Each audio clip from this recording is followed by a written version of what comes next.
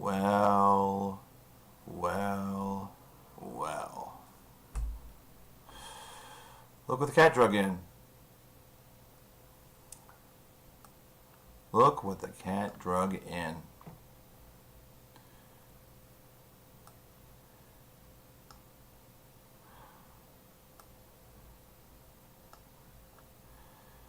Wow. For one, I need to get used to this again. For two, can you hear me? What is the old audio like?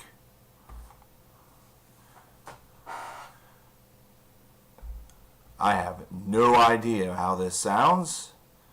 I have no idea what's up. Everything is crazy. My stream health says that it's shit.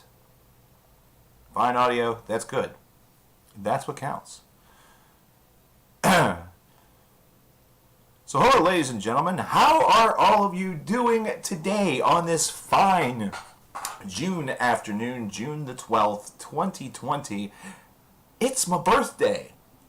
Holy shit, it's my birthday. Did you buy me a present? Probably not. Not that I'm asking for one. This is my gift to you. I wanted to stream for you guys finally. I know that I had talked about doing this more frequently, or at least from time to time, whenever we were going through the retirement tour, and of course we have not gotten there as of yet until today. There are reasons for that are kind of crazy. I just now realized that, what the fuck?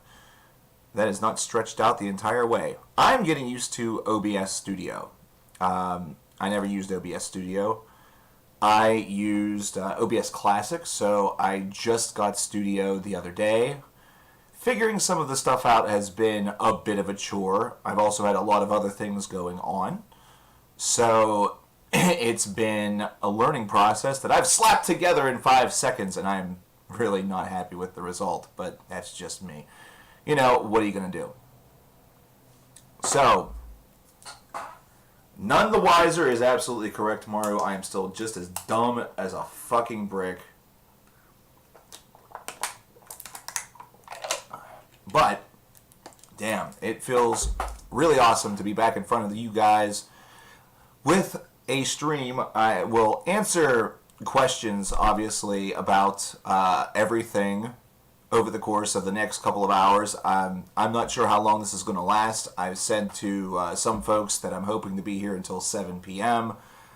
I don't know if it's going to make it that long because of some things that I've learned. One of our principal community things that we used to do is kind of in jeopardy because of some things that have happened over on another platform, and things that we were noticing even back in December whenever we were doing our final couple of streams. So I think I'll address that very quickly before we get started, and I kind of let you know what I've been up to, for one, for two, why I'm here, and what the term comeback truly means whenever it comes to Cover Killer Nation.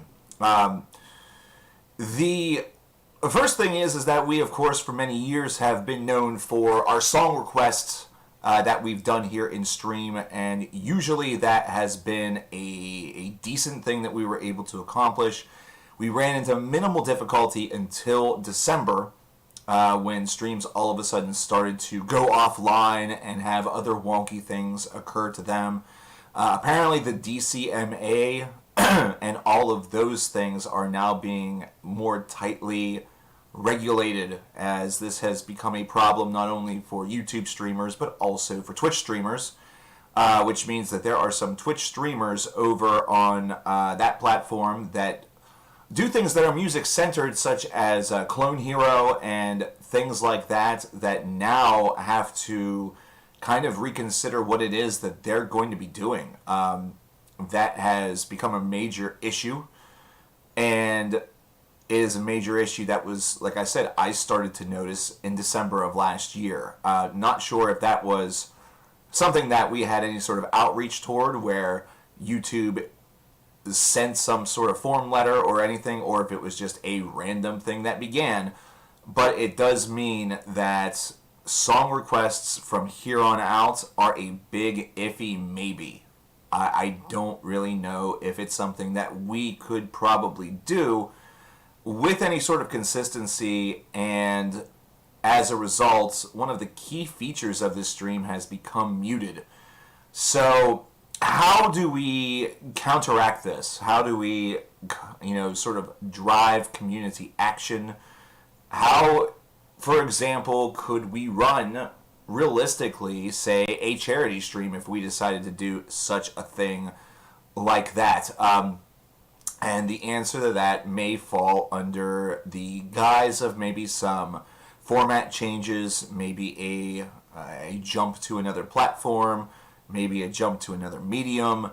Honestly, I think the best and brightest thing that I can do currently is simply encourage donations only if you desire to do so. That's kind of how it was before, but before, I always liked giving you some sort of reward for donations, hence why the song request thing became a thing in the first place. I didn't want you to feel like you were just reaching into your pocket for no reason. That to me always struck as a bit peculiar, because in reality there is with game streamers and things like that, if they have goals of full playthroughs or different activities, those are all things that have been accepted upon these platforms and in fact encouraged. So there are goals that you can see and goals that you can understand, but whenever it comes to somebody who mostly is just a music streamer who does talk about other things, the goals now are something that are tightly trapped in copyright, and so that makes things a little bit more challenging. So that is what it is. What can you do? I would not be one to play music at an altered speed on a stream. I don't think that's right. I don't think that that's correct. I'm also unsure if this is just a problem with all of it in general, or if YouTube is just selfish and wants you to use their platform. Like, my question is that if somebody has YouTube music and uses that on their stream, is that okay? Or is it still going to be covered under DCMA? Realistically and logically, you would think that that would mean that it would be covered under DCMA because it's the same damn thing. But of course, as we've learned over the past couple of years, YouTube sure likes to play by their own rules sometimes and favor their own products over logic and decency. So that's just how it is for right now. I'm going to have to navigate these waters a little bit differently in the future. It does appear. That does not mean I'm going to stop streaming. It does mean that they are going to be, events more so than they are going to be anything with increased regularity. So I do apologize that it took us 6+ months to get a stream going on. I do apologize for that. However, that is just how things have gone. It's been a wild 2020, in case you have not been able to tell. So what I'm going to do, since it is the old birthday, and since we are looking for something with community ties or community type appeal, thank you, by the way, to Kamunga Strikes for the $5 with the message of good to see you back. Glad to be back. I would like to discuss briefly what the word comeback means before I get into things that I've been doing. Things that I've been doing have been rather dull and rather boring, but will probably take up more time because I haven't just sat down and explained the past 6 months of my life to anybody. So to me it seems boring, but to everybody else it might be exciting. I don't know. The cats are doing absolutely great. Cornell is doing super well. It's been more than a year since his surgery. He is huge. Blaze is still extremely tiny, but still very fiery. Ember has become a sweetheart. They all love the house here. They love it to death.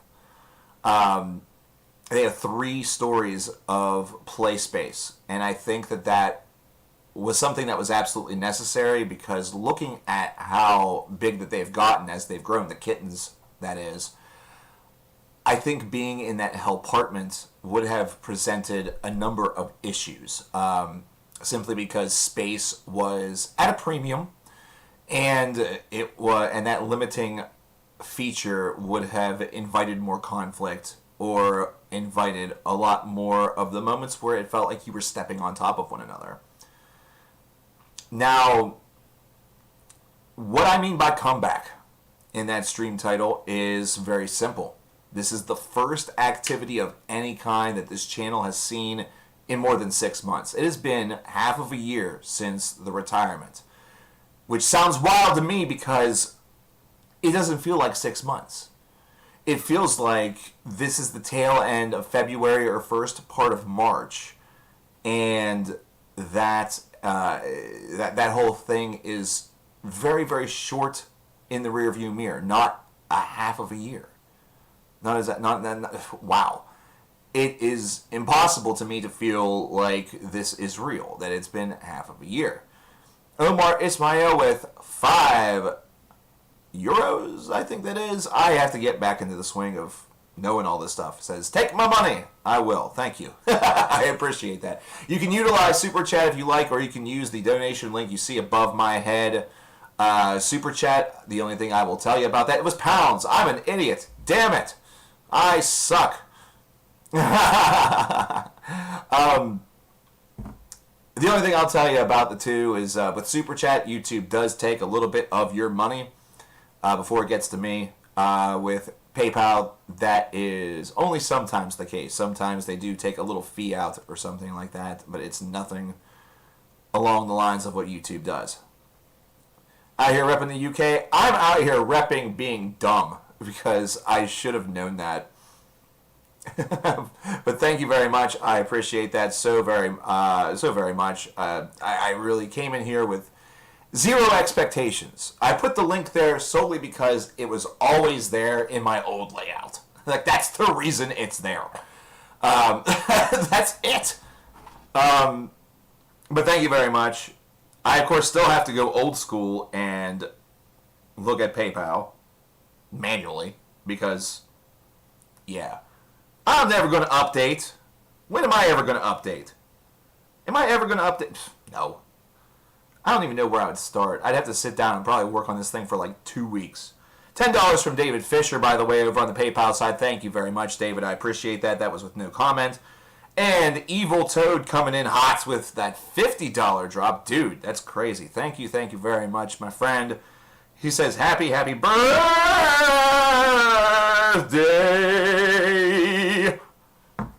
I appreciate it. Yeah, there's 100 people here. That's crazy. That's crazy. So, Kodo Kid, I appreciate that. You must be David. That's pretty dang cool. So, this is the first activity in 6 months. And also, it is potentially the launch point for a new side of things. Now, for those of you who are hoping for videos, this is not a comeback to recording videos on the constant basis. In fact, something that I plan on discussing today, I thought about shooting a video for. I still may, though the 102 people that would watch it are right here. Hi, how you doing? Okay, that's not totally true. And PlayStation Metalhead just telegraphed exactly what we're going to be talking about a little bit later. He says, with his $4.99 donation, happy birthday, guy. Great to see you. Any favorite 2020 albums so far? Brother, sisters, we're going to be talking about 25 of them. That's what I mean. Like, I thought about recording that as a video and then just discussing a little bit and playing some songs from those albums, but then this DCMA thing with Twitch and with YouTube and stuff just started to become a bit of a topic over the course of the past week or two. So it sort of derailed a lot of things that I was kind of thinking about whenever I first made the cryptic, date announcement. So, yeah. we are going to talk about those albums. I am going to show you the list, and I'm going to talk about some of the things I liked about each of them. So we are going to get to that. I just have to get through administrative stuff for show. But man, there's a good chance, and I've been looking into this a little bit, and given the state of the surroundings and where things kind of are, we might be looking at a CKN podcast. I'm not sure about format. I'm not sure about how that would run. I would probably like to have somebody on there with me just to have somebody to sort of bounce things off of, either that or that way I don't have to do everything myself. They would basically, their role would be to just sort of guide things along and just let me kind of, go.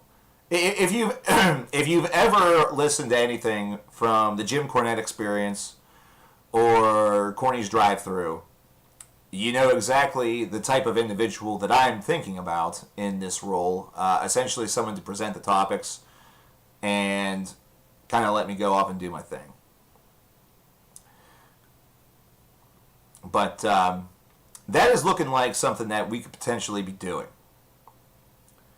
I can't wait for the new Enslaved album to answer that. And really, given the number of people that are in here, if you want a question answered, as sad as it is, you may want to drop a super chat. You may want to drop a quick super chat. That's advice or an opinion. I don't know. I don't know how things are going to go. I really don't know how things are going to go. But yeah, I'm excited about the new Enslaved. Steven Wilson, the brand new Steven Wilson, was supposed to come out today on my birthday, and it's been delayed, of course, till 2021. This is actually the second time throughout my life that an album from one of my favorite artists was set to be released on my birthday, and then it didn't happen.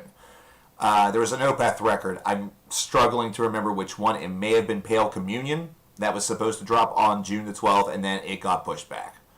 So, I don't know. Apparently my birthday is just a sinkhole for whenever it comes to artists I like releasing something on that day. Yeah, Haken is also delayed. That's delayed until July. That's, of course, because of the number of things that are happening here in America. I'm just going to put it to you like this. If you want me to talk about that, I would expect two things. The first thing is that's probably going to take a hearty donation, because I really don't want to get political with this stream. I don't want to do that on our first day back, although it may be a bit unavoidable. But also, it's going to take some time, and I know that would make that view counter, that watching counter, drop a bit, considering the divisive nature of the country, despite the union that we are seeing being displayed around the world. But a lot of great stuff that is still going to, it's still going to come out. It's not like this stuff is canceled completely. We just do not get it right whenever we were anticipating it, and a lot of times this is for very good reasons. It's for artists realizing that, hey, there's other things that are more important. It does sound sometimes like they're saying, oh, well, this isn't going to sell very well because money's tight due to coronavirus or whatever.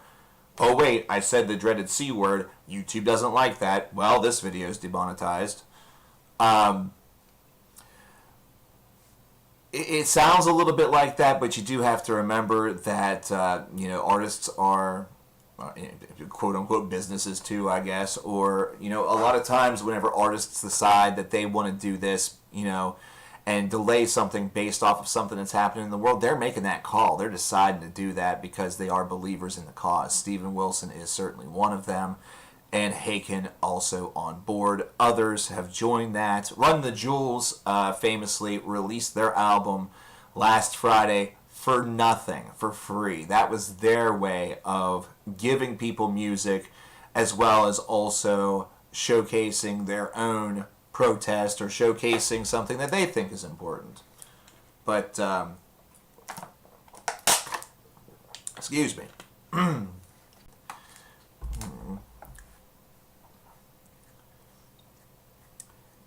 thinking is that's a pretty dangerous thought right there, considering there are spikes in cases that are already happening.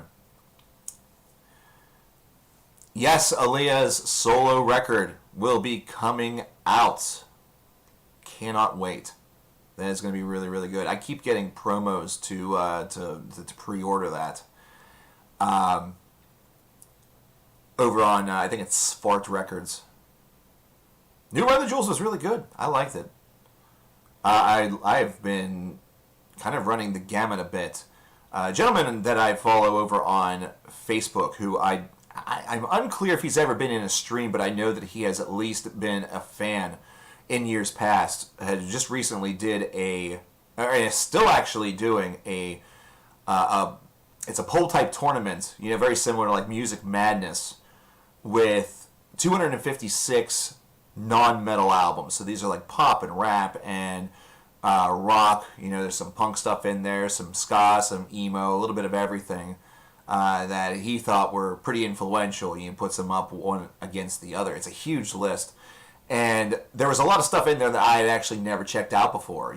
Even in my pre-CKN years where I was checking out just a little bit of everything, these are names and albums and artists that eluded me. So I've been going through a lot of those and found a lot of great stuff. Do I have high expectations for the new Lamb of God album? I don't. I actually don't. Their allure and their mystique has kind of faded. And that just comes with time. It comes with being a band for 20 plus years and your style being very similar from album to album. You do have albums where the songs sound a little bit more biting or have a lot more personal meaning, as we saw with the album that dropped back in 2016, I believe it was, or 2015. But I don't have that same amount of like sort of bolt of lightning excitement for their new one coming up. Got 5 from David Whalen. Good to hear from you again, dude. Keep well. I'm going to do my best. I didn't like the Ozzy album. And again, that's just how I felt whenever I listened to it.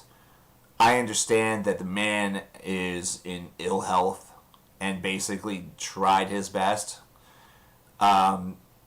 So if I were to go against my will as a reviewer and just sort of be honest with things, it's going to be remembered as the last Ozzy album. And unless folks are willing to disclose to everyone that, hey, he was in bad shape whenever he recorded it, it's probably going to be near the bottom of a lot of people's lists. It's going to be in the bottom of a lot of people's lists.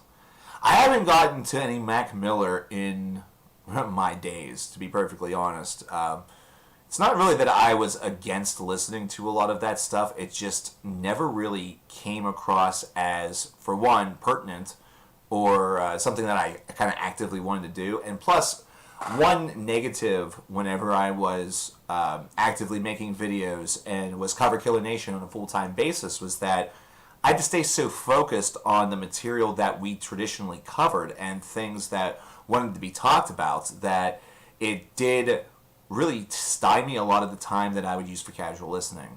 So that's, it just is what it is. I didn't go to my house. Hey, Mark. Yeah, I saw the texts that you sent me a couple weeks ago.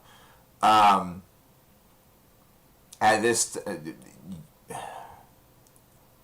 don't know if you need. Do you need?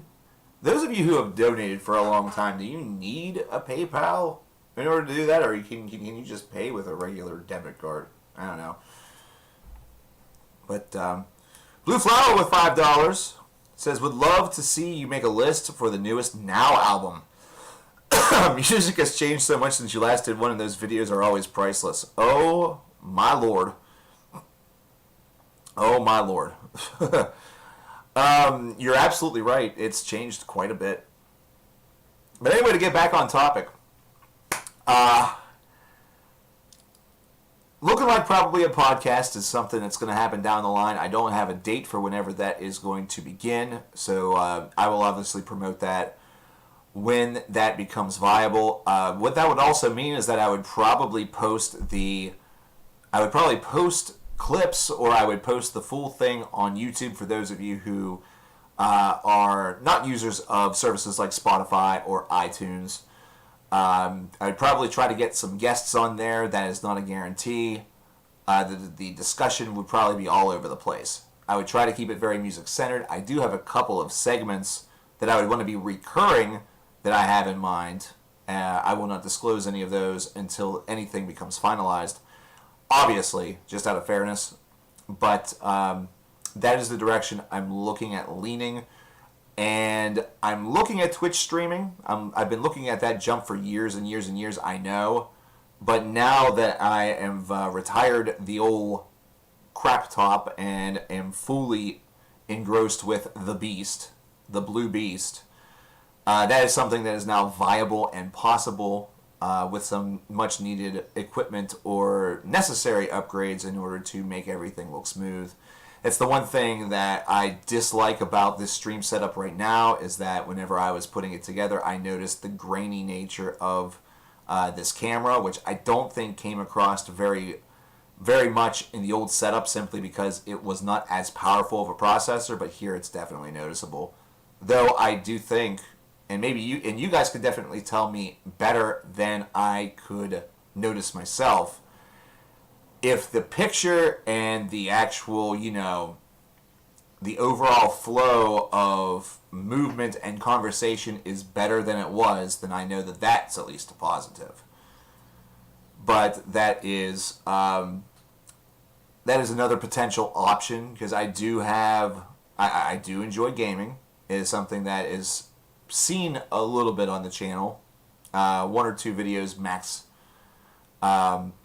But I do have a pretty big Steam library that would be pretty neat to play on stream.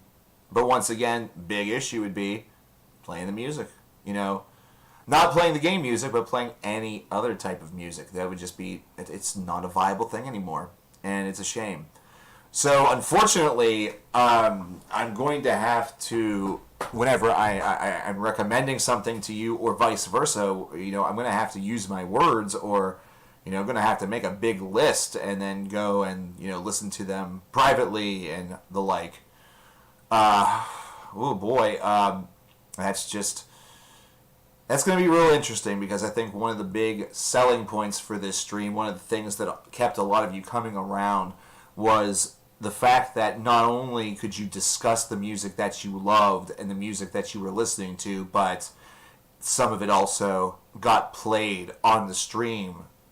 So you got to hear it if you were unfamiliar, and you didn't have to, take that sort of leap on your own. Instead, it was something that you were just hearing, and it was coming across, and you could make that judgment right then and right there. So it's an interesting situation. Again, I'm going to continue to monitor it closely. I hope that it's something where I can find a workaround. But obviously, the big thing about today and this stream was just to come back and say hello to all of you guys and celebrate my birthday, and do so with some folks that I haven't seen in quite some time. I thought that was kind of a cool thing. And I hope that this has been a sort of a nice surprise thus far. We are far from done.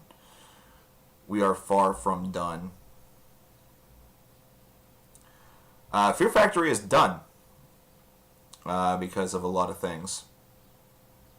They've had some major disputes that have taken place. How old am I now? 35? That's so kind of you. No, I turned 36 today. 36. So I was 35 yesterday. You would have been right yesterday, but you're wrong today. Then I watch AEW. I watch Dark. I don't have traditional cable, and I love it. I love not having traditional cable. I have a dish type thing, an antenna, should I say, that I use to get about 20 basic channels. TNT isn't one of them. That's okay, Whenever it comes to wrestling, I mostly just watch big shows, and that's about it anymore. That's something I haven't watched a lot of throughout quarantine and these last couple of months. I've not watched a ton of wrestling. I did watch WrestleMania, and I did end up watching was it Double or Nothing? That was just trying to keep track of all this stuff is a little bit rough. I'm excited for New Japan coming back. That's the big thing. The big thing that I missed wrestling wise has been New Japan Pro Wrestling, not really the domestic stuff. I'm also hoping that Ring of Honor comes back soon. They've had their big time major league issues, but I still support them. They're a company that I think really, I like the product. But, so whenever it comes to things that I've done,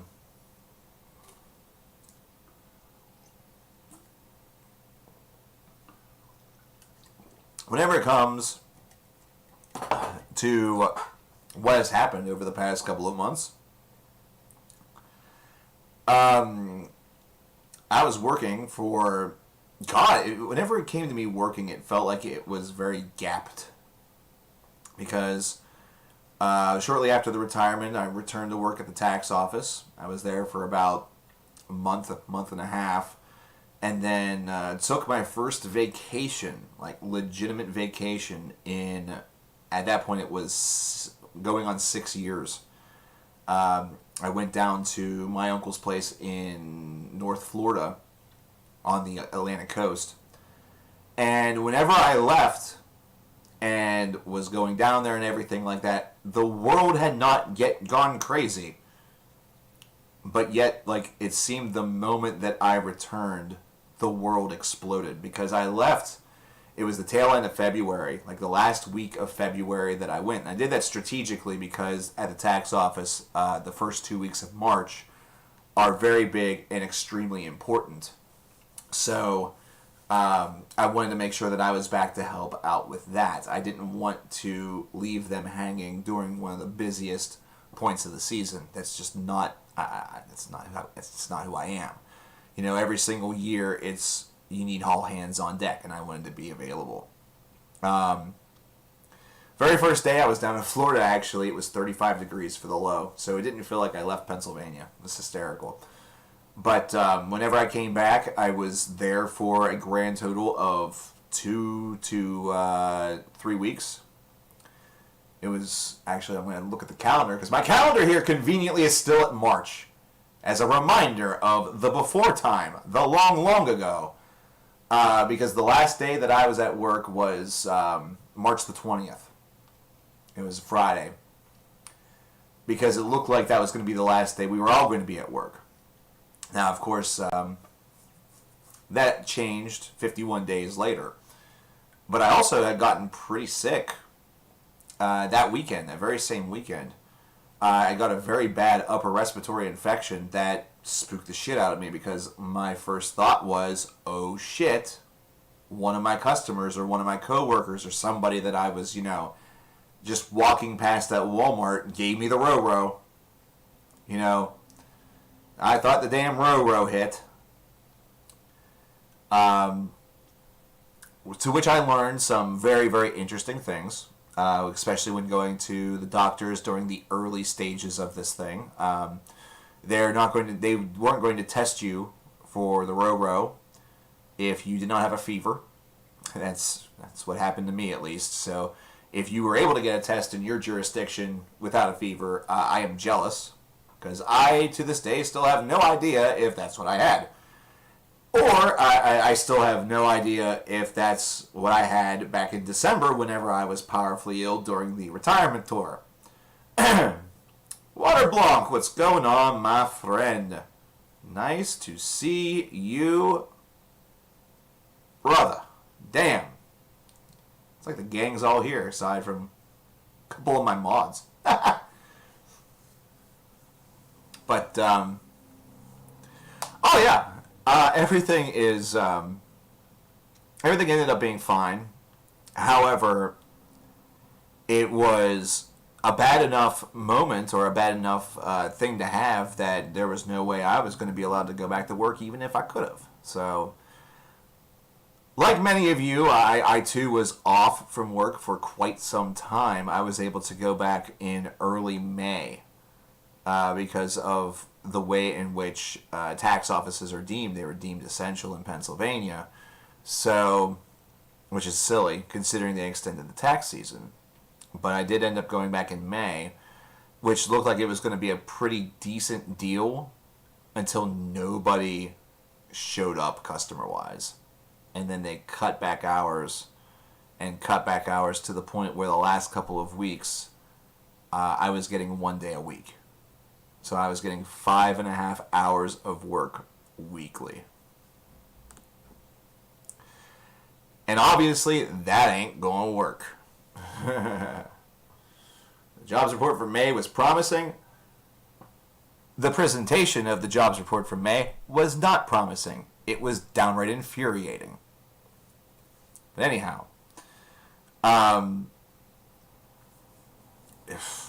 Josh, believe me, that was a very interesting period of time. For a while there was still people that were going to our main hub, but there was a lot of strict restrictions. You know what I mean? Like, it wasn't like you were going to have people coming and knocking down. They had, down at our main hub, there was somebody who was so convinced that the tax office had their stimulus check, they tried to kick down the door.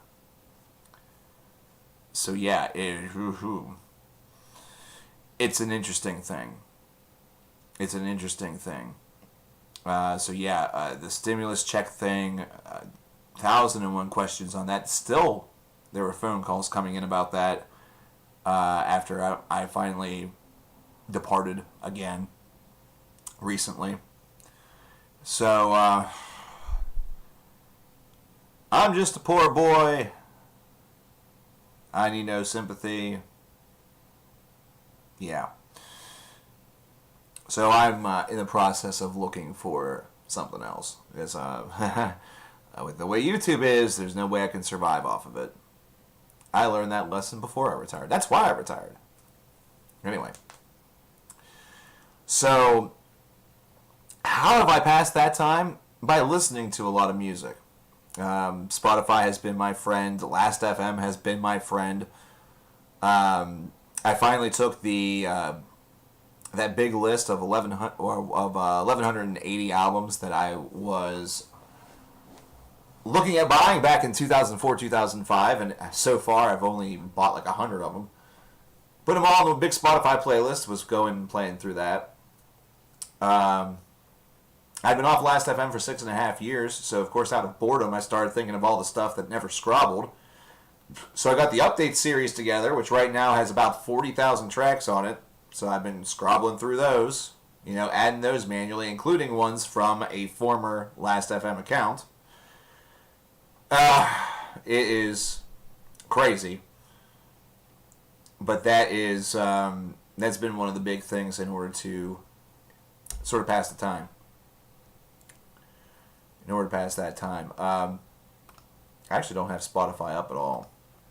Let me see here. Let me see what I can do here for you gentle ladies and sirs, whenever it comes to playlists. There's actually 2 parts to the 1180 playlist, because it is that large.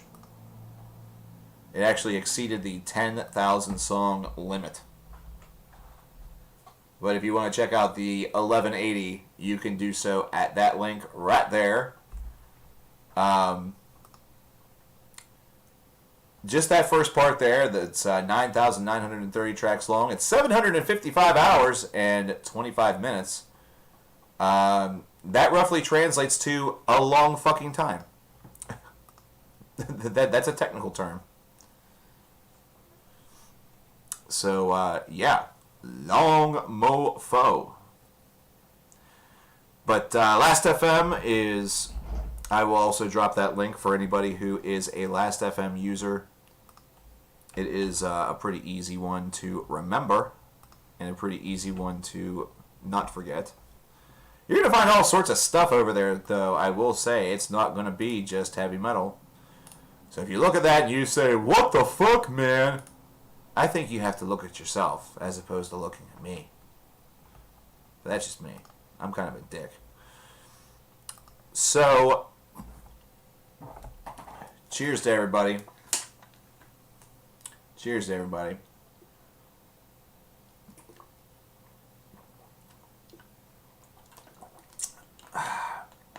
Should we start talking about 2020 in music? Should we start talking about 2020 in music?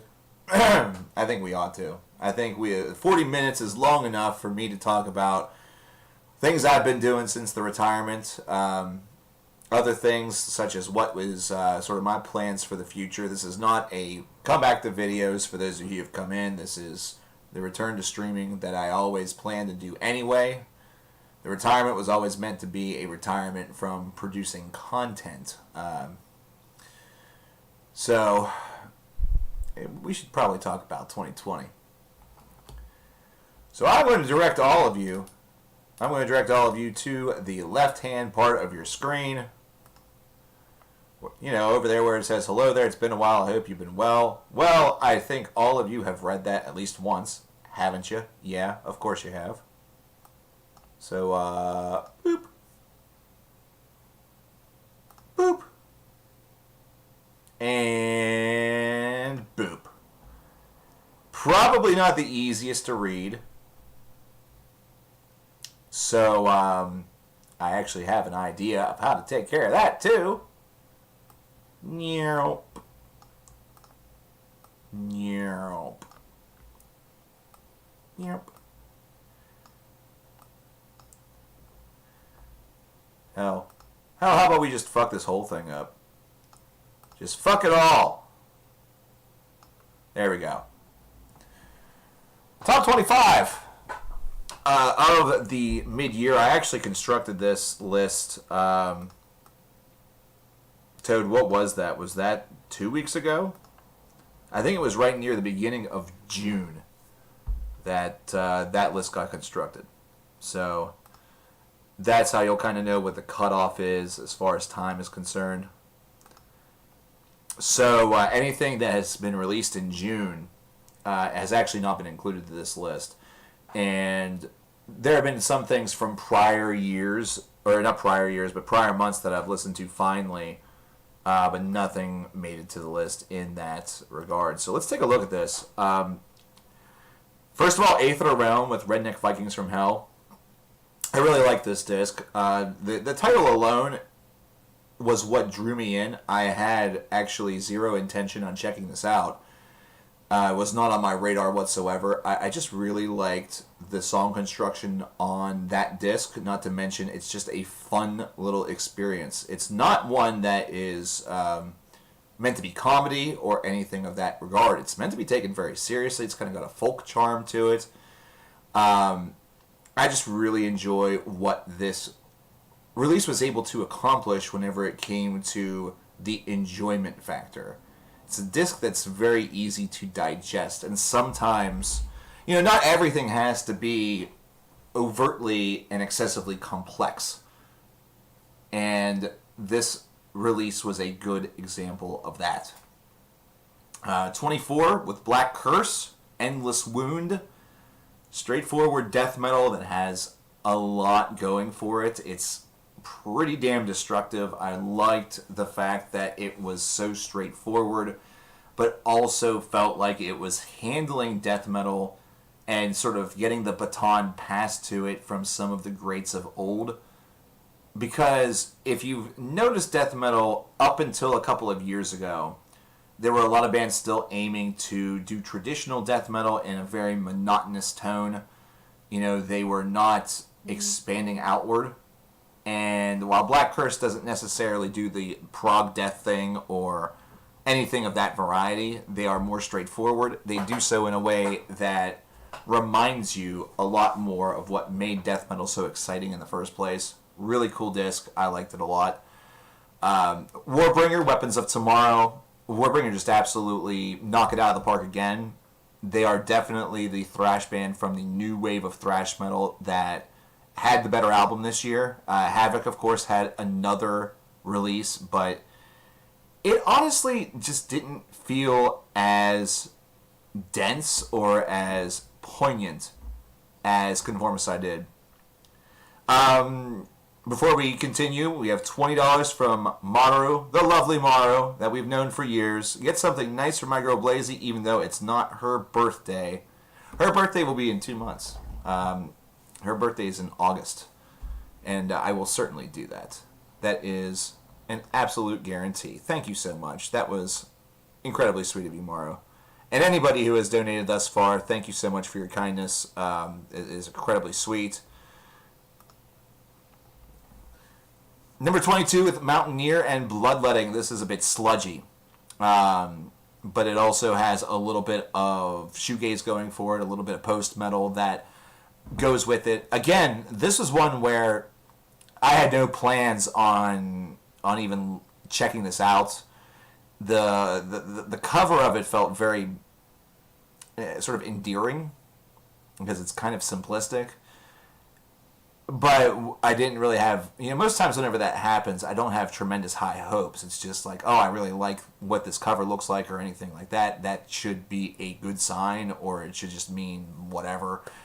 It'll be a fun 1 or 2 listens, and that will be the end of it. But I found that with Mountaineer, I was continuing to go back to it. And it's because the music it's layered very nicely and has a lot of little twinges of variety to it that give it a nice identity.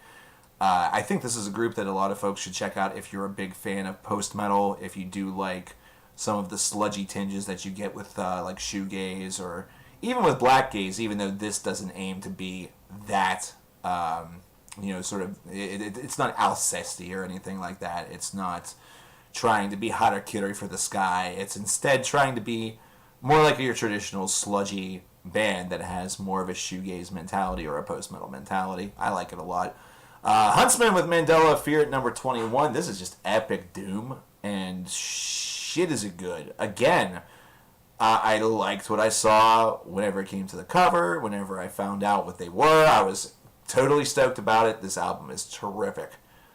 Tremendous vocals. The music that backs it up is awe-inspiring. It's a very long album, so it's not, that might be the only knock on it, is that it's not an easy album to digest.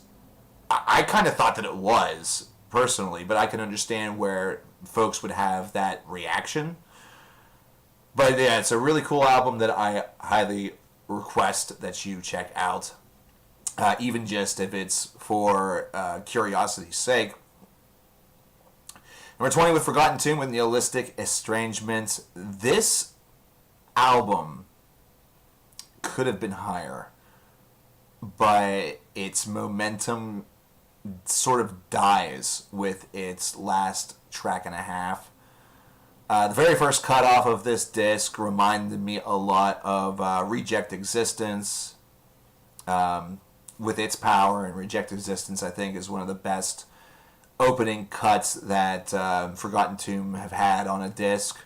The track on Nihilistic Estrangement is entitled Active Shooter, and I think it has that same sort of character to it.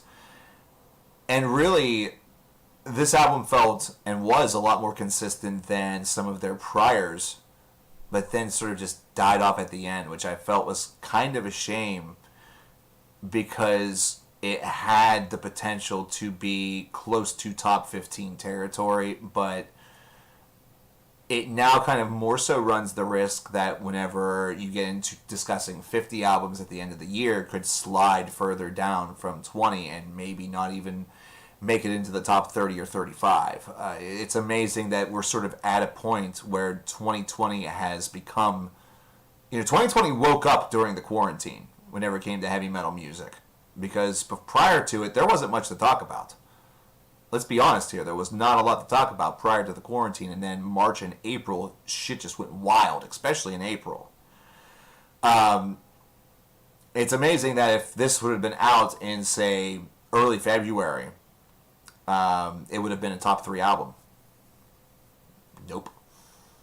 We're just halfway through this year. There's a lot of stuff that still has the potential to be incredible, not to mention surprises. Speaking of surprises, King Witch with Body of Light at number 19. This is actually one of multiple albums that came out during the last week of April that is on this list. Body of Light has a real great approach to it. It's sort of got a doomy / traditional heavy metal feel to it. And I think it was done and handled extremely well. It's one of those discs that you find yourself returning to without even realizing it. We're going to be discussing that idea quite a bit throughout the remainder of this list. With 18, we have Trivium with The Dead Men Say. I think this is the first time Trivium has ever made it to a list. Somebody can correct me if I'm wrong. I probably am. It happens all the time. But this was a great album. Like, I was very, very happy with this. I was very happy with what this album did.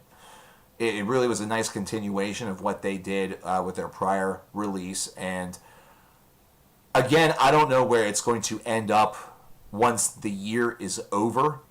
That's, of course, the big question mark. I think it goes down before it goes up. But for a mid-season list, for it to be on here, along with some of the great albums that we're going to be talking about going forward, is... I love where Trivium has been going. You know, I love how they have sort of come full circle, where their new stuff is just as powerful as some of their really iconic old, like, very first couple of albums. So, good on them. I'm really excited about that. Number 17 is Swevin with The Eternal Resonance. This is epic, kind of almost avant-garde death metal. I'm not even sure what you would really even call this. It's very atmospheric. It has twists and turns that are all around it. It does not really play by very many conventional rules. It's actually, Swevin, the name, is based off of an album that another band had produced. And the split of that band occurred... In fact, I'm going to... it's Morbus Kron.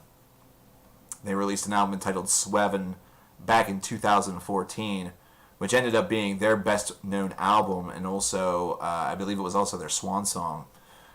And so they went off and did their own thing, and one of the main songwriters launched Swevin. I guess for recognition, you know, brand recognition or something, I don't know. But The Eternal Resonance is a really solid disc. It's a little unconventional, so it may not be something that grabs your attention right away and holds on, but repeated listens was when I really started to find myself just attached to it. Same thing also with Edge of Eternity by Lore. This being on the list is kind of maybe a point of contention, considering it's more of an EP than a full-length album, but I loved it.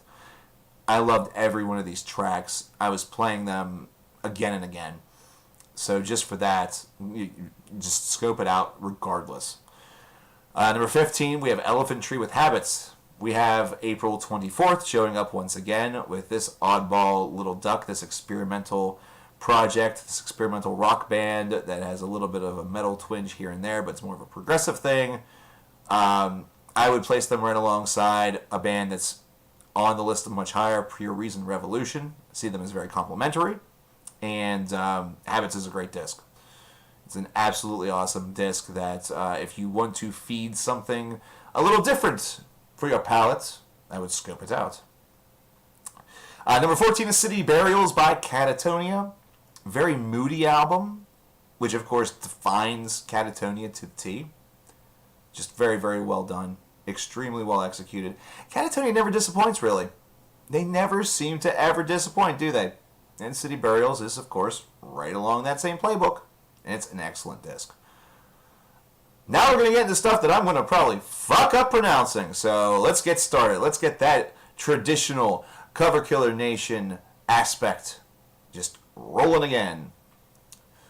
We have Soliloquium with Things We Leave Behind. If you like Insomnium, if you like groups of that nature, this is similar to that in vein, although it does have a little bit more in common also with some of the black gaze stuff. It's not something that's really showcased very often, but it seems like it has more of a raw edge to it. I believe this is a one-man project, if I remember correctly, but if not, then whatever. Just a really good album that has a lot of really poignant atmosphere to it, and the riffs are terrific. The overall framework of the songs is it really paints a very solid picture, and it doesn't sacrifice its own emotional depth just to try to sound too heavy or too hard. It is still able to deliver a lot of emotion throughout its playtime. Green Carnation Leaves of Yesteryear has actually caused some debates. Hey, is this a full length or is this an EP? One of the songs is actually just a re-recording. But this was another tremendous disc. Green Carnation being back makes me very happy. It really does. I know we're never going to get anything like Light of Day, Day of Darkness ever again. I don't want that. I don't want that. I would not want a band to attempt to do something like that again. That was a massive undertaking back then. It might be easier 20 years later. I doubt it.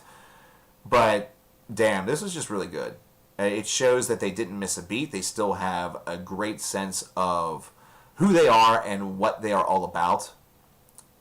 Sometimes whenever you have a band that's not done something for a long period of time, that becomes a bit of an something that was actually challengeable. That you're not too sure if they understand who they are. Don't have to worry about that with Green Carnation. Oranzi Pazuzu with Mestarian Kinski. Yeah, I was doing so well. I've had a lot of you guys actually recommend that one to me. It was on my radar anyway. Massive, avant-garde, experimental, kind of just does its own thing and doesn't give a fuck. Love this disc for that very reason. Number 10, getting into the top 10, we have And Oceans with Cosmic World Mother. This is another comeback album. And Oceans last released an album in the 2000s. Did not really expect this to be as good as it was. Repetition is the big thing here. This is an album that whenever it ended, I wanted to just start it all over again. It's very easy to digest. It's one that feels very well constructed and tightly knit for repeated playthroughs. It's accessible, but at the same time, it's accessible for the right type of heavy metal fan, which is one that already enjoys this style. It's not going to be something where if you're a Disturbed fan and haven't listened to anything harder than Five Finger Death Punch that you're going to listen to this and think, oh my god, my penis just exploded. No, instead it's going to be one where if you've long been sort of a sonic traveler within the metal enterprise, this is going to feel like it almost has earworm effortlessness to it. So, a really cool album. I liked it a lot. Number 9, actually at one point was number 1. Back in January, Die Catafalque's Knife was number 1 because this was super creative and had a lot of variety. It was very tightly made and well designed and just did a fucking awesome job whenever it came to representation of what it wanted to be and what it was. This is a great project. It's one that we've talked about before, high up in lists. I believe it was back in 2016 that we did. And it continues to just get better. And it continues to just get tighter. And weirder, too. There's some weird stuff in here. There's an awesome saxophone solo in one of the tracks, for fuck's sake. It's amazing. I love it. Eternum with Al Qassam. This was released a couple of months back. This is a Canadian band, despite the fact the music sounds very Arabian, very Middle Eastern. There are reasons for that, obviously, and that even goes within the lyricism and some of the discussion points that are within the lyricism. It's a really cool album, not to mention it has its beautiful moments also. It gives me a bit of an Orphan Land vibe. They give me a bit of an Orphan Land vibe, only more of a death metal oriented, or has a little bit more of that gruff behind it. But then they bust out a track such as like the Palmyra verses, where it is completely just a simple acoustic sounding guitar and clean voice, and it takes you on that left-hand turn. It takes you on that journey that makes it very different.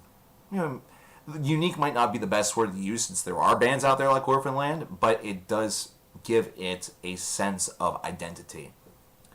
On Thorns I Lay with Threnos at number 7.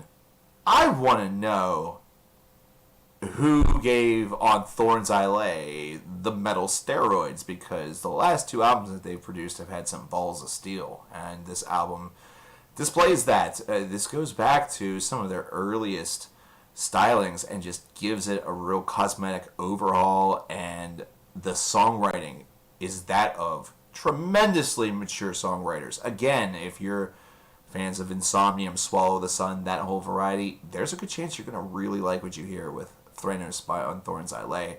Likewise, another legendary band with a really great album this year was Paradise Lost with Obsidian. This one feels like age has only made Paradise Lost more convicted and more driven to give the people an album that is going to be seen as memorable 20 years from now. Very similar to some of their earliest records, some of their earliest albums, which actually now I have to say it's closer to 30 years ago. Because you have to think about, 1 Second was released in, 95? And they had a couple albums before that. It's been a long career. And for them to be writing at this high level really shouldn't surprise us very much, but it still is somewhat surprising to hear, simply because of how tight this album was. Speaking of comebacks, Pure Reason Revolution starting off the top 5 with Upina, or Upina, rather. Hey, Upina. Upina! I love these guys. I really do. So, is there a little bit of bias in this? No. It's that good of an album. It's awesome. They're a little bit more what you would consider prog rock oriented. They have heavier moments. They do have some psychedelic moments. Some of their early work was awesome because they also were real masters of harmony that were almost like Beach Boys-like, to go 50 years in the past with some of their harmonies. This one still has that. They have lost a lot of core members. I believe it's just the gentleman and his wife, girlfriend, person he is placing parts of him in, whatever. But this is a well-tailored comeback album that shows the band executing and displaying their strengths. Number 4 was just released a couple weeks back, Caligula's Horse with Rise Radiant. Right now might be the prog album to beat in 2020. And Caligula's Horse, they just have such a great sense of themselves and a great sense of what their music is meant to be. They do take risks. They do try new things, but at the same time, they also make their familiar also sound spectacular. And that's what Rise Radiant is all about, is that they do take some risks, but their familiar does not feel familiar. It has a lot of great emotion to it. This can have that effect to make you a bit misty-eyed, especially near the end. There are a couple tracks that have that capability. And it also, in some ways, kind of gave me similar feelings as The Liberation by Disillusion did last year. Not so much musically, but more so thematically. And that's been something that's been very important over the last couple of years. It's been an important representation. It's been a theme that we have seen and heard quite a bit. I'm hoping that it doesn't become a trope that's so overdone that whenever a band does it, it no longer has impact. But we're not there yet. This still has some sincere impact. Number 3, Ulcerates, Stare into Death and Be Still. I was not expecting this to be this high. The folks that were really high on this album, before I got the opportunity to listen to it, I knew were going to be high on this album before I listened to it. So I didn't take much stock in it. I figured, well, I'm going to listen to this, and it's going to be similar to whenever I listened to Shrines of Paralysis a couple of years ago, and just thought, hey, this is pretty darn good, but it's kind of lost in the shuffle of other albums for the year. Then I ended up listening to this album about 8 to 10 times in 3 days and realized, wow, I not only really like this, it's extremely I think it's accessible. That's the funny thing. Like, that's the word I'm using for some of this stuff. I found it really accessible simply because anytime I was not sure what I wanted to listen to, I just picked that. It was like I was gravitating toward that every single time I was in that situation. And then there would be situations where I wanted to listen to it, and every single time it didn't feel like a chore. It didn't feel like it was a question. It was just yeah, that's what you want to do. And that's similar with the last two on the list also, with Elder and their album Omens, and Dark Fortress's Spectres from the Old World. The reason why these four albums from 4 to 1 are so close, they are literally separated by 0.5, whenever it comes to the old 30-point scale. And in fact, there formerly was a perfect score, but it has been redacted. These are all albums that I feel are very easy to return to. These are discs that you can easily go back and decide to listen to again and again. And it's not a chore. It's an easy sell.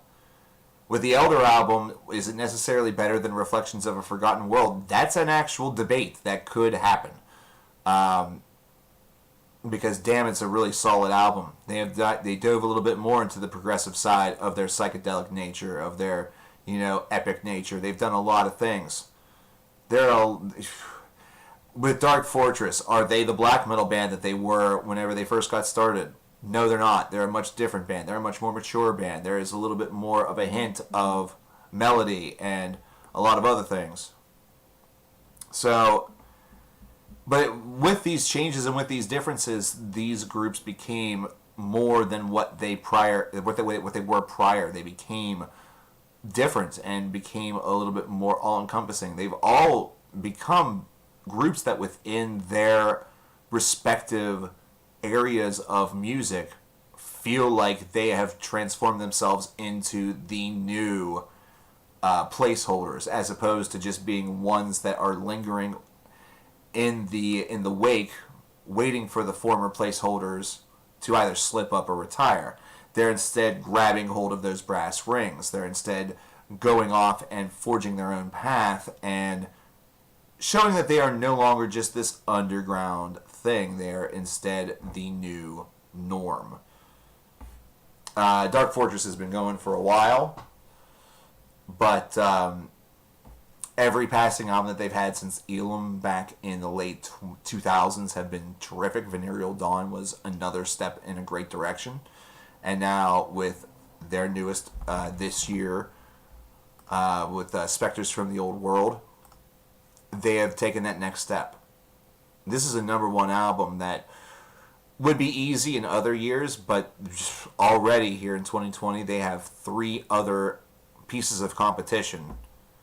So the way in which that top 4 looks at the end of the year, respected to whether or not there is another album that comes out that potentially tops it or comes right alongside, sort of hovers right there within the same car lane as them.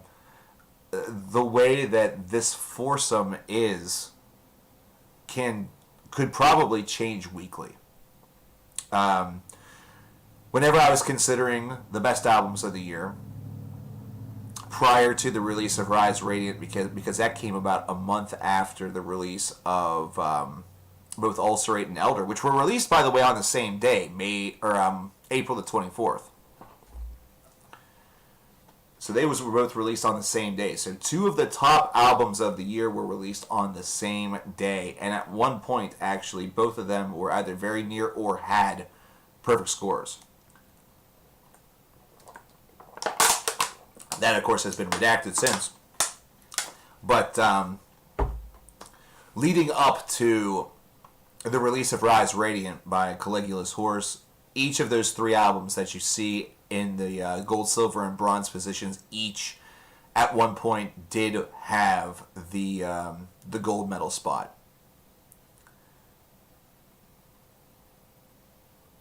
Mike Portnoy said there would be 7 albums out from him this year. Jesus Christ.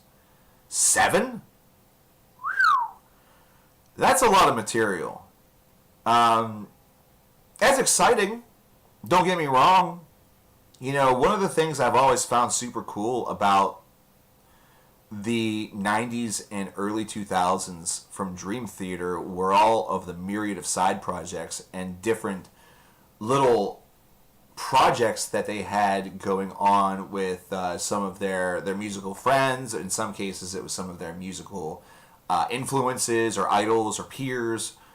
You know, they had this sort of wide variety. So if you ended up becoming a, you know, Dream Theater mega fan, you had this wide universe of bands to collect. And believe me, little nerd boy CKN, whenever he was in college, he couldn't actually go out and buy them because he was in college and poor as fuck. But he certainly did some piracy, some R shit in order to get a lot of that stuff. But yeah, 6 of the 25 albums on the list came out on April 24th. If you remember any day from 2020, for reasons aside from the real world and just for reasons of music, remember the fact that April 24th, 2020 may go down as one of the most bonkers new release days in recent memory. The Testament album is good. If it had been a top 50 list, it'd have been on there. Then you could also say that about the Sepultura. The one thing about this year was that some of the names that you would have expected would have been on the list if, like I said, the tail end of April and May hadn't happened. Because it was looking like a very traditional list. It was looking like a very traditional list. Like Lotus Thief, for example, back in January, at one point was the number 2 album of the year. That was, of course, because I'd only listened to 2 albums. But that's a good album, too. Their new one is a very good album, too. But it was looking very traditional for 3 months. And then exploded. Because it was not only the names that we understood and the names that we knew that were releasing great products. It seemed like every single time you just tried something for the hell of it. Like you just went onto Metal Storm or just went to your new release portal on Spotify or wherever you see new music. You know, some of you use alternate sources and, hey, however you get your music. It seemed like every time you tried something different or you sampled something new, it was great. Like it made the year populated with awesome music. And because there's a lot of stuff on this list that I can guarantee you, you talk with some of the mods, or you talk with some of the patriarchs of the stream, they're going to have a very different list. And that's not just because of different tastes, different strokes for different folks and all that stuff. It's because there's that much that's good. There's a lot of great stuff out there. There's a lot of great stuff that's out there. So here's what I'm going to do. I think I'm going to take a short reprieve. I'm going to take a short little break.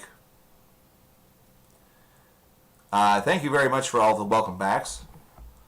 This reprieve won't take very long. I'm going to risk something here. I'm actually going to risk something. So we're going to see how this goes. If the stream becomes unavailable magically, don't blame me. Actually, you can totally blame me because I'm the one that's making this decision. But I digress. I'm going to play something from the Swevin album while I'm on break.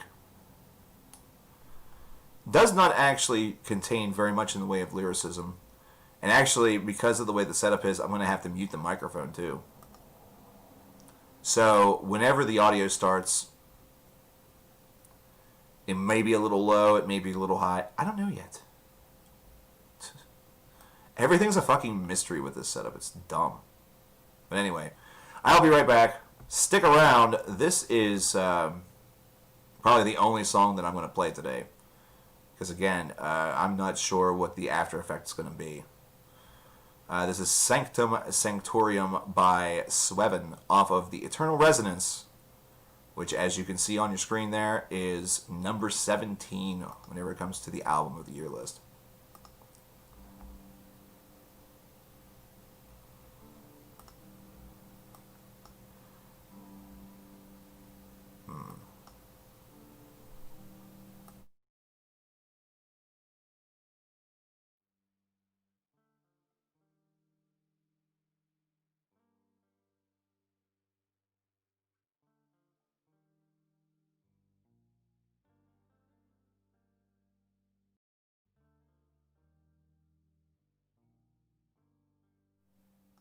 Is it playing? I'm not getting any indication that anything is playing. Can you hear a thing? Can you hear a thing?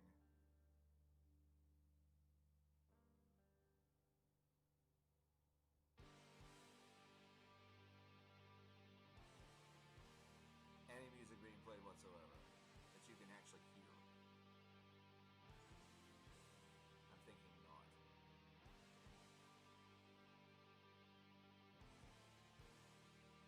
Can't hear anything. Okay, very good. Very good. So, never mind. Well, forget that idea. I hate to leave you guys in just silence, but I'm going to have to do that.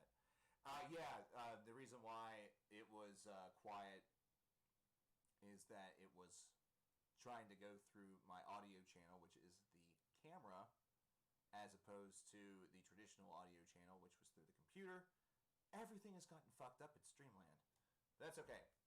So I guess in this case it means we don't have to worry about potential copyright problems. Oh, I'm super low? Okay, I know why that is. Whoop! There we go. Now I'm loud as fuck. I am very far away. I'm all the way over here!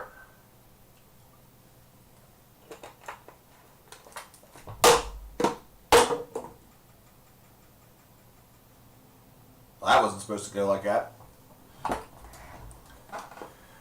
Anyhow, I will return momentarily, ladies and gentlemen.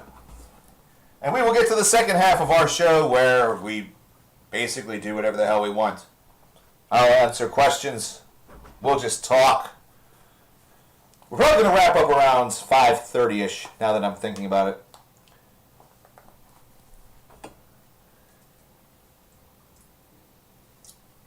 Thank you, by the way, for the Riff Notebook.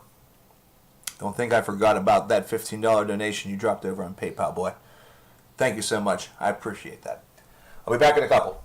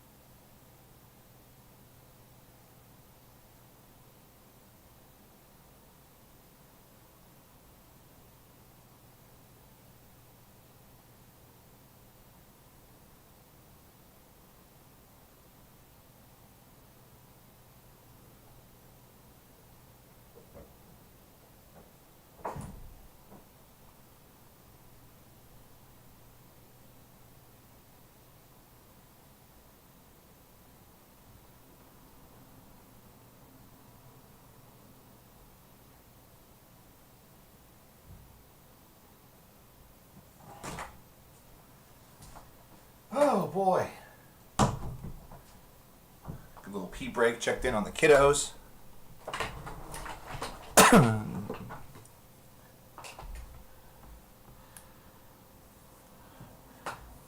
Welcome back, everybody.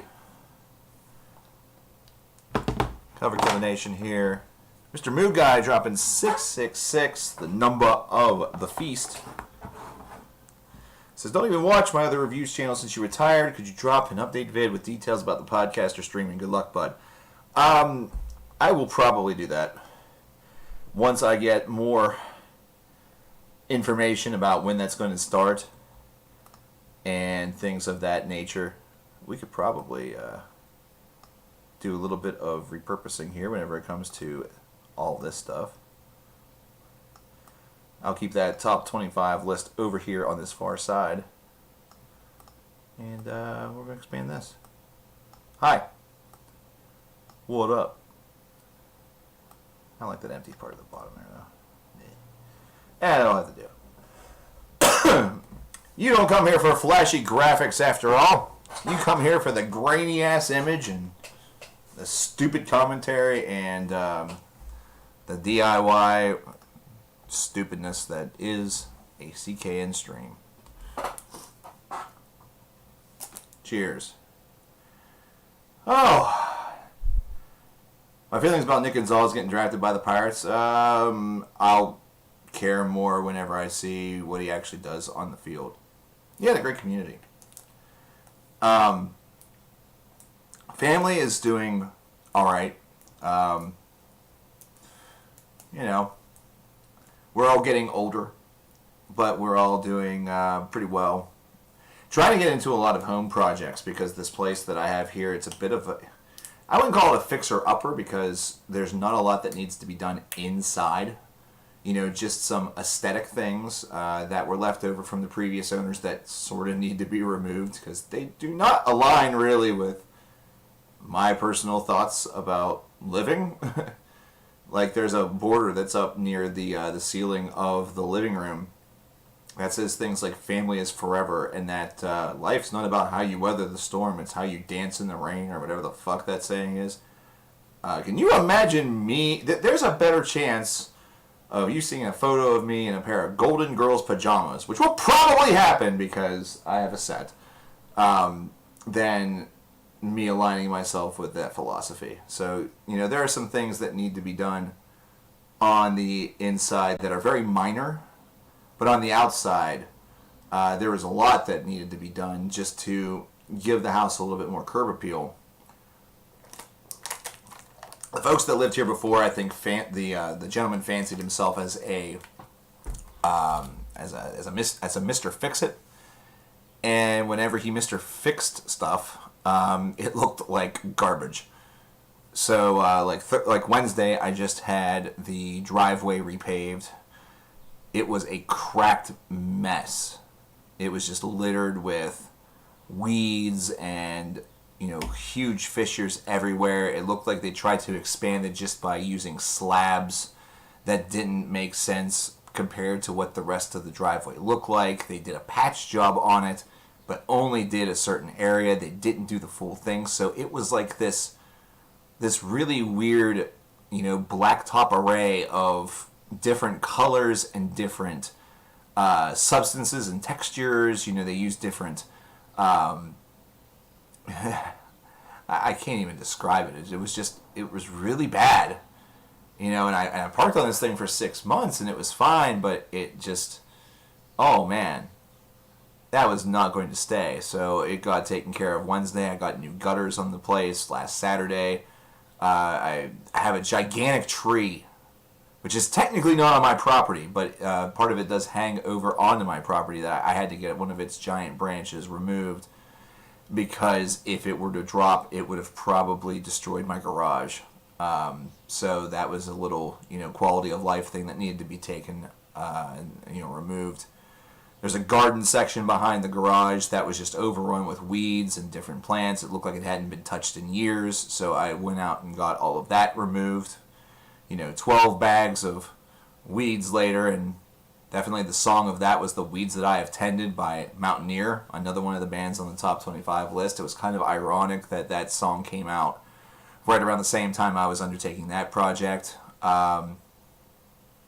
There's still a lot that needs to be done. There's painting that needs done. There were a couple of old stumps and little things like that that need to be handled.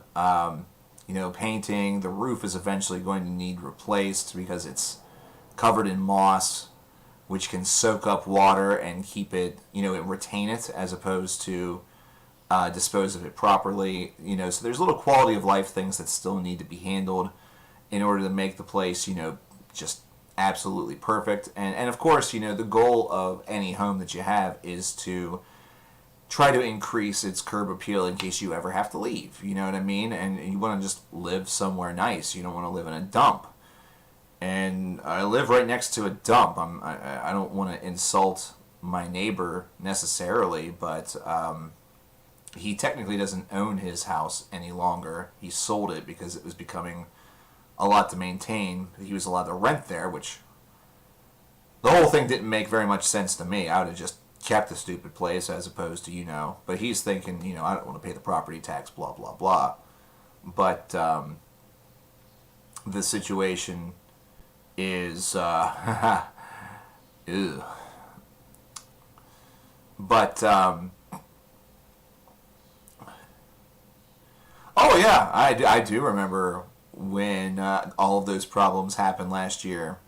And believe me, by comparison, all of these small little things, a walk in the park, it's fucking Disneyland over here.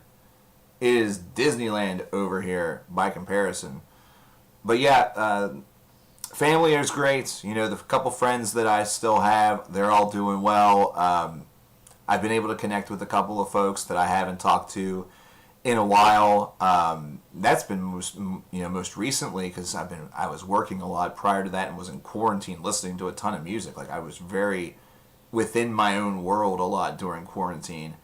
Mostly because there wasn't much that could be done. Like there was not much that you could actually do. Like you could go visit people, even though it was sort of strongly advised against. But I had to spend a lot of it sort of myself since I did have an upper respiratory infection and it was kind of ill-advised to do very much. Like, I did not go out at one point for close to 2 weeks. I only went out to get, some food from Walmart or something like that, and I didn't even have to get gas in my car for, a month during quarantine, which was really neat to not have that expense to worry about. LD has been, I don't want to speak for her. It's been an interesting 6 months for her also. In that case, it's there's not much I can really say. But I do know this much, is that LD has a ton of appreciation for all of you fine folks in chat that were asking about her and, wondering how she was doing as well during the retirement. The road to retirement streams and everything like that, and that continued care.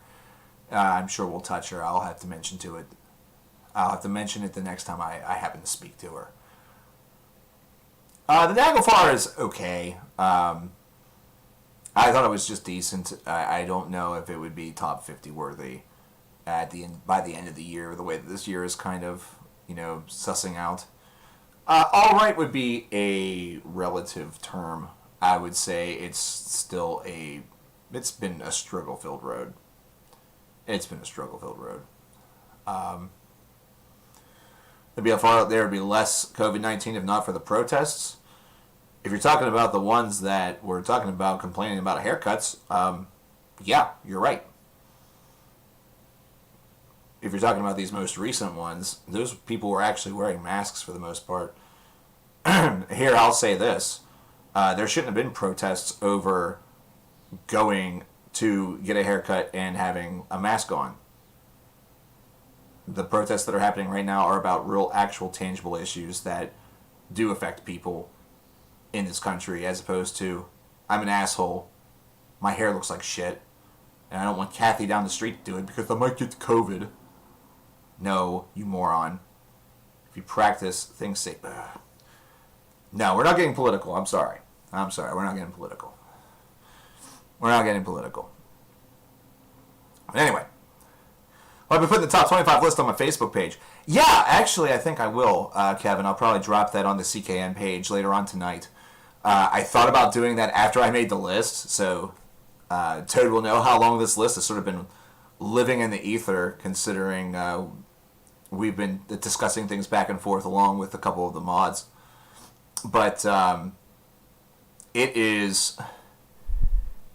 it's crazy because there is so many good things that are out there that I've missed.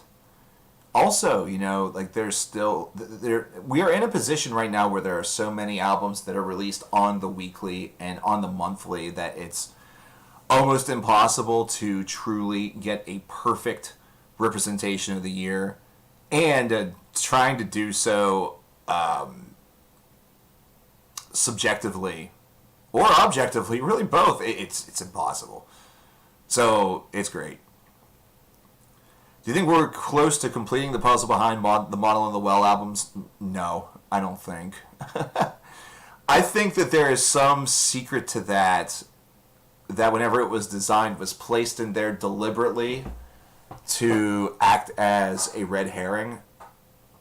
And the red herring makes so much sense.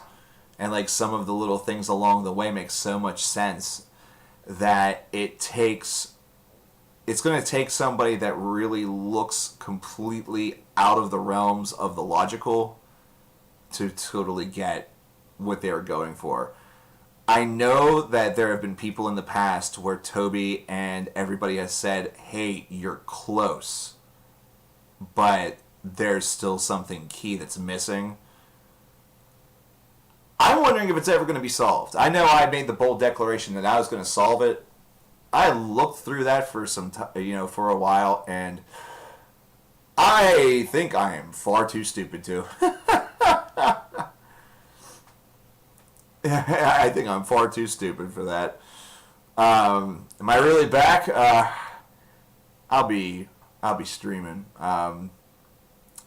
If I do release videos, they're probably not going to be review videos. I may do, a list here or there. If I am, sort of have the desire. Anything that I do, though, is going to be very minimal, like even more minimal editing than what I've done in the past. Because it's not something that really... I'm sort of just out of that whole sense and out of that whole idea.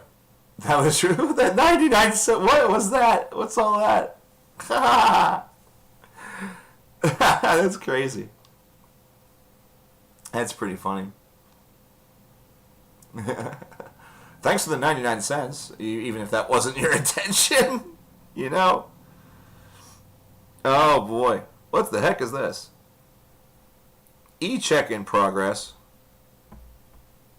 Well, let me take a look at that. Let me take a look at that over there. See what the heck is going on here.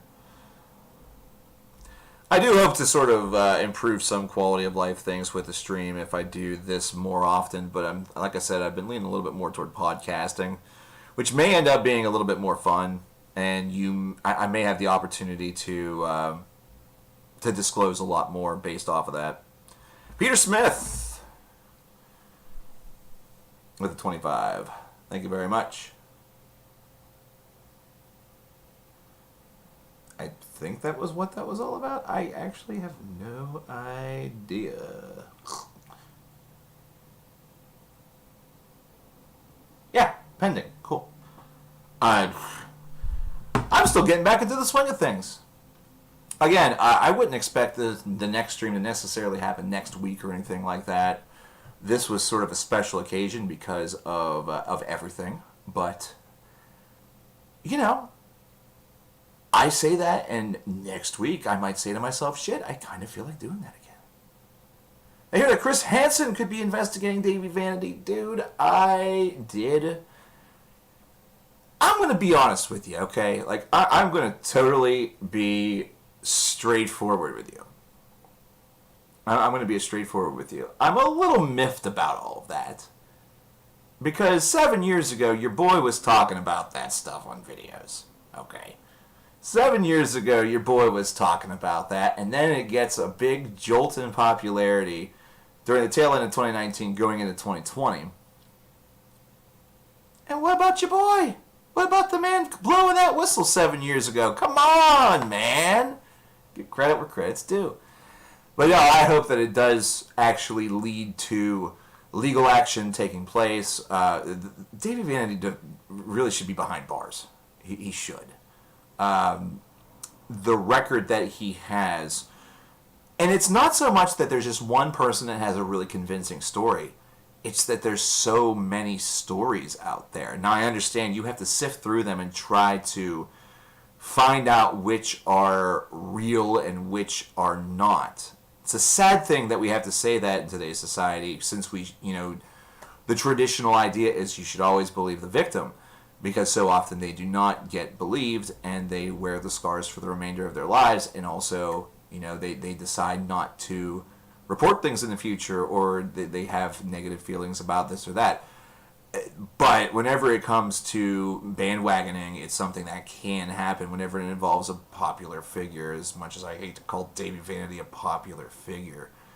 But my God, it's a long time coming. I just hope something actually comes from it. That's my biggest, depressing thought that comes with everything these days. My biggest piece of skepticism that I have about everything that I see. You know how people say to question everything? The thing that I question about everything is, okay, this is great that it's being announced, or it's cool that it's a headline, but whenever I actually see it happen, whenever it actually produces a result that is in line with what this headline is speaking, that's when I'll be happy, or that's when I'll fully believe it. And there being an actual FBI investigation. Oh, nice. Okay, cool. Nice.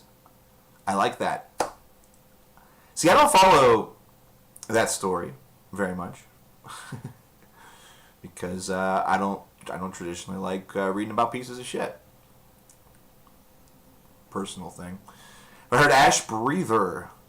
I don't believe that I have, else that name would ring a bell to me. Is that the band or is that the album title? That's how out of the loop I am. Is Forgotten Tomb back? They are. Yeah, they released a brand new album this year that is quite good. Someone earlier was asking about Trivium.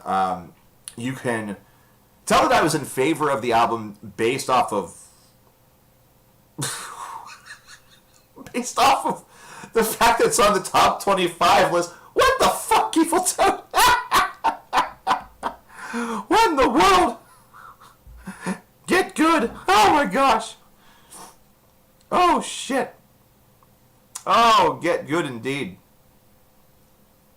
Get good indeed. Plot twist, it's a mouth. Oh shit. I saw someone's following. You follow a couple of the people that were the victims. Lauren. Oh man, is that on Twitter or Instagram? Oh, on Instagram, okay. You DM from time to time. Oh wow. Wow. You are having a lot of fun with that, Evil Toad. What's up?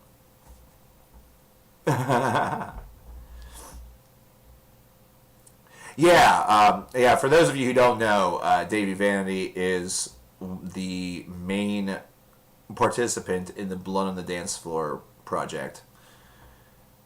He's the one who has had the elongated history of sexual abuse toward his oftentimes underage fans. Okay, if you send a track from him, I can't play the stuff. Yeah, I can't play anything in stream. DCMA is back in a big way right now, both on Twitch and on YouTube. So what I'm going to have to do is I'm going to have to see what I can do in order to possibly get around that in the future. If not, what I may have to do is do so more on a basis of recommending to all. What I can do, also, I have a big old playlist. And you know what I think? If a lot of you use Spotify, it may be time for a group playlist. Because I think you could do that, can't you?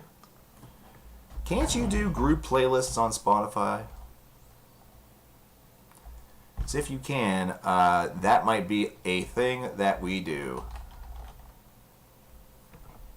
Ash breather. There it is.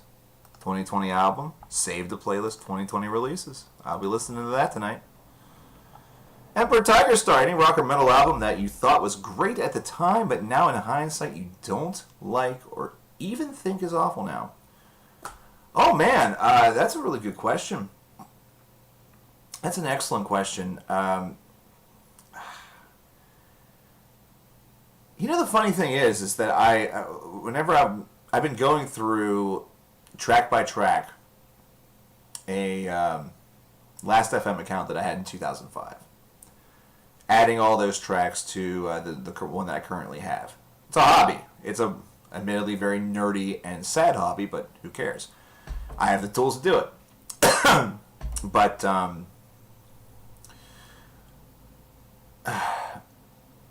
I thought that I would find something of that distinction within that. And I find myself today, earlier before the stream, listening to stuff from 9 Inch Nails or things that I thought were awesome in 2005, and it was like, you know what, they still have their merit. Probably Astonishing. That would be my first inclination, because upon my first listen, I thought it was pretty damn good.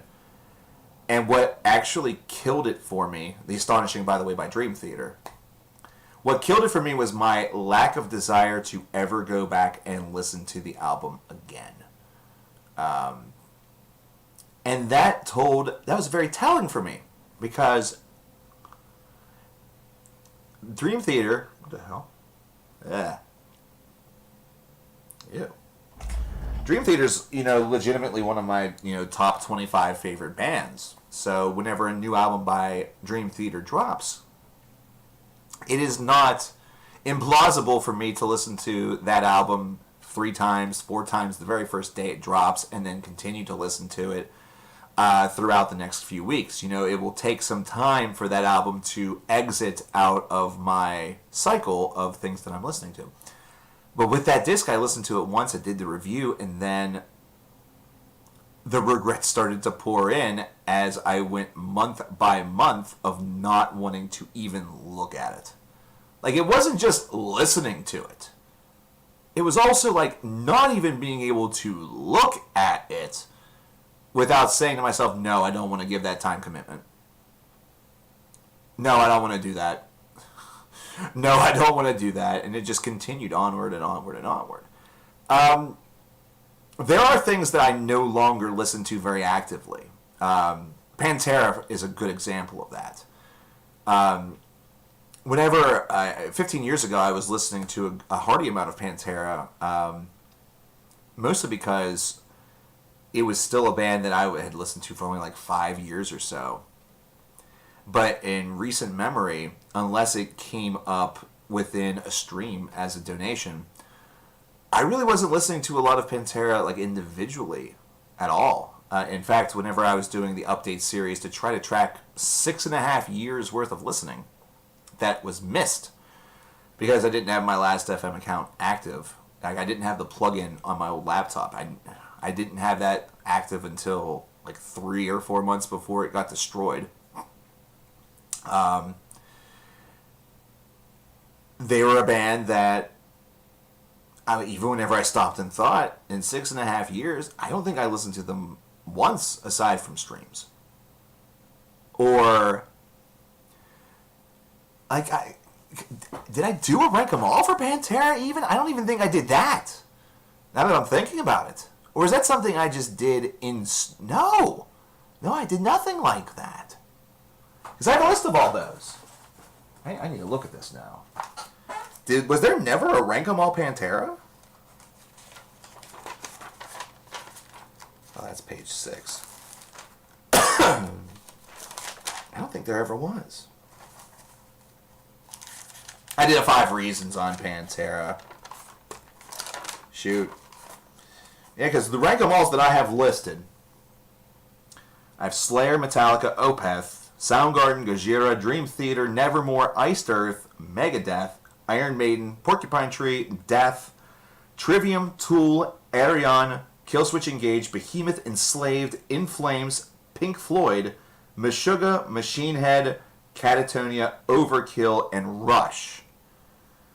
Fun fact, if you were to listen to all of those discographies back to back, I have no shitting clue how long that would take, but it would be 3,050 tracks. It would be 3,050 tracks. Evil Toe with the $10 dropping the comment of, I want to ask you something, so your Trivium rank 'em all. You ranked Shogun 3 because of what other people said. What would be your rank 'em all for Trivium? True to you, no fan chatter, and include what the dead man seek. Seek. I had to think about that for a second.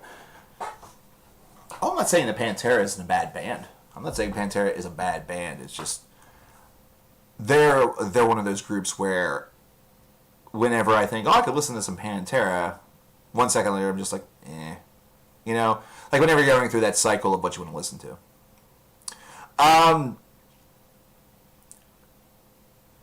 If I were to rank Trivium, first of all, what the Dead Men Say would probably be in that number 3 spot. That was held by Shogun in the actual Rank 'em All video. And I really don't think that I would put Shogun necessarily that far down. There wouldn't be much that would change. It's just that Shogun would be a little further down the list. Because legitimately, going against my ideas of, I feel that the album's a little bit too long, it doesn't exactly play onto itself very well. Whenever I listen to that, because I did do a little bit of casual listening during that Trivium Rank 'em All, which unfortunately did not get scrobbled because that was prior to the point whenever I was scrobbling again. All right, Nolan, you have yourself a good one, man. I've been all right, man. I've been all right, Bruce Mist. I've been in better mental state, or in a better mental state than I had been in the past. I'll tell you that. So that's a positive. But whenever I listen to Shogun versus some of the things that they released this past decade, I would have to put Shogun above it. Absolutely. I would say, like the 2 or 3 albums that came directly after it, I'd put Shogun above those. They were legitimately having a really bad streak until, oh man, what is it, The Sin in the Sentence? Am I thinking correctly? Yeah, it would be The Sin in the Sentence, because Silence in the Snow, that was the Flowey episode, where I was trying to be positive about it, and then, actually went with my actual feelings. So I would say that In Waves would be under Shogun. I think Silence in the Snow would definitely be under Shogun. And there's one in the middle that I can't remember. Yeah. So no, it would not be at the bottom. Things would be a little different, but not much. Vengeance Falls, that's it. An album so forgettable that I forgot all about it. But anyway. Marco asks, does it matter in what order I go through my metal listening journey? I honestly think that I've jumped so many classic bands and jumped to the extreme stuff, and I feel like I've been missing a lot. No. The way in which you go about your metal journey of discovering things is completely and totally unique to you. There is no correct way to go about listening to heavy metal. There's only really one rule that I would say is necessary for a listening journey, and that's always be willing to test your limits.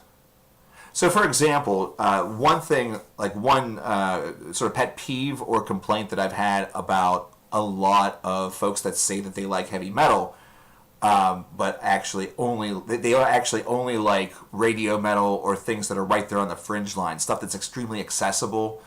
And I guess that by the same notion or token, it'd be like saying that I'm a very I like radio rap, or I'm a very mainstream rap fan, as opposed to digging into the history and learning about it and blah blah blah, or like I'm a mainstream jazz fan or blues fan because I like Joe Bonamassa and Kenny Wayne Shepherd. So none of us are really exempt from that in some ways. There's just some genres that we explore more than others. It's the ones that we prefer.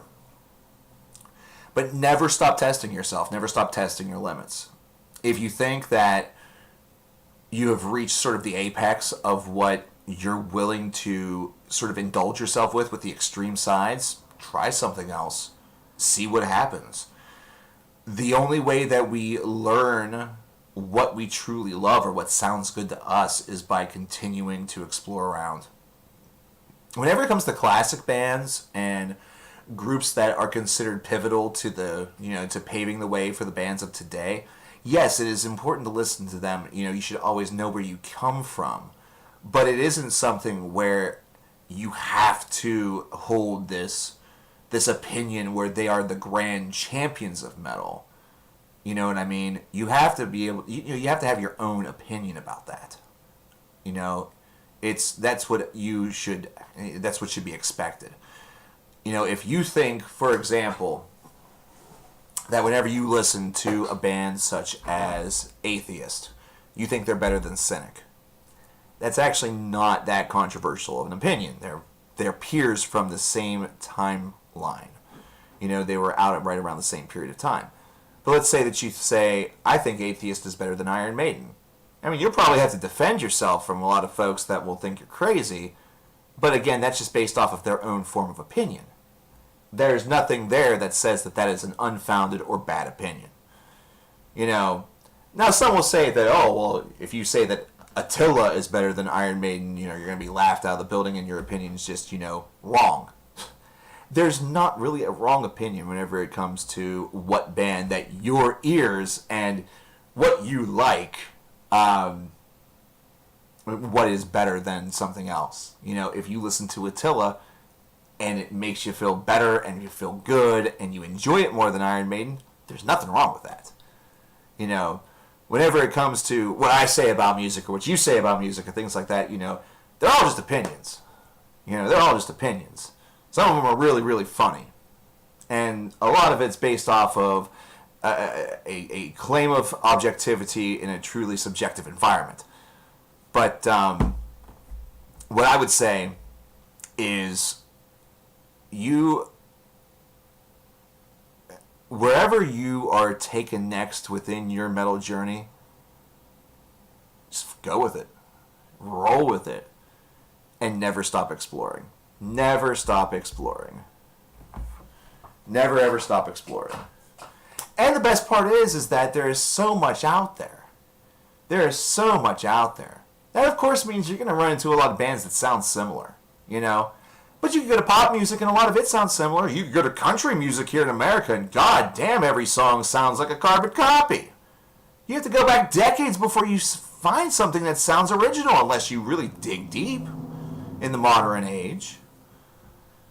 There's going to be parody everywhere, no matter which genre that you go to, whether it's heavy metal music or whether it's jazz, blues, whatever. There's going to be parody everywhere, okay? So don't let parody, for example, distract you or make you distraught, because you just may end up liking a subsection of metal a lot more than another one. It's the reason why some folks identify themselves as, man, I'm a really big progressive metal fan or a black metal fan. It's because those subsections are the ones that their ears gravitate toward more often than most, and it's what sounds the best to them. There's that term, the best. There's nothing wrong with liking one subgenre of metal or one genre of music more than others. It doesn't make you an uncultured music fan. But what I will say, in caution, is that what you get out of music whenever you do explore around other genres and just find those random, some people call them guilty pleasures. I just consider them, random bands that you love from alternate genres. There's nothing that you should feel guilty for liking. You know what I mean? There's no group that you should feel guilty for liking. If you like Nickelback, don't feel guilty about it. Come on. A lot of the stuff that I would say about the band, it's all for laughs. Plus, Trap's the worst band objectively anyway, and not to mention, they're shit people. If you want to dislike something, dislike it because the people involved are shit.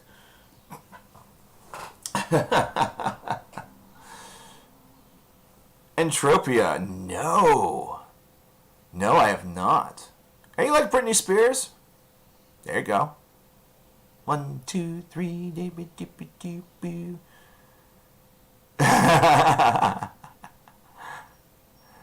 The funny thing about that is that I would say this completely in this stream or any stream. But if somebody commissioned me $25,000 and said, you need to make another Worst Artists video, or you have to make a new trilogy of Worst Artists video, fuck it, I'd get right on it. There'd be no question. That would be priority number one. Mostly because somebody just sent me $25,000 to do that. I would die if that happened. That would be awesome. Which also means if there's anybody out there that has $25,000 that would like to commission those 3 videos, not only will I do that for you, I will also call you daddy. Unless you're a female, then I will call you mommy unless you want me to call you daddy. That entire statement was very confusing. My brain kind of hurts. Is it hot in here or is there smoke coming somewhere? I like pudding.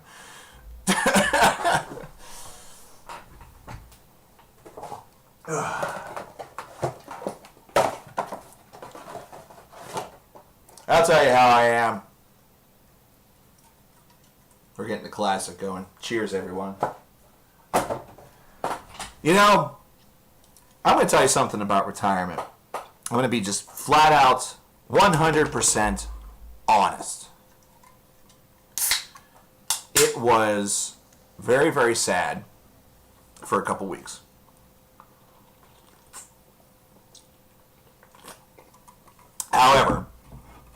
However, I never realized the level of stress that either I put myself under or just in general was really sort of on my plate with all that. I didn't realize how different I felt after it happened until I did, You know what I mean? It's just...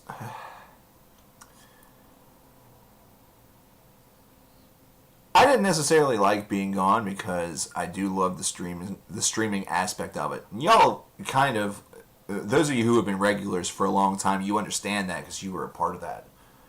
You were here pretty much with every stream and saw that as it was taking place, as we were building that rapport, not to mention as the streams were getting better. They became their own thing, their own sort of legend. But there is a certain amount of stress that even goes into those.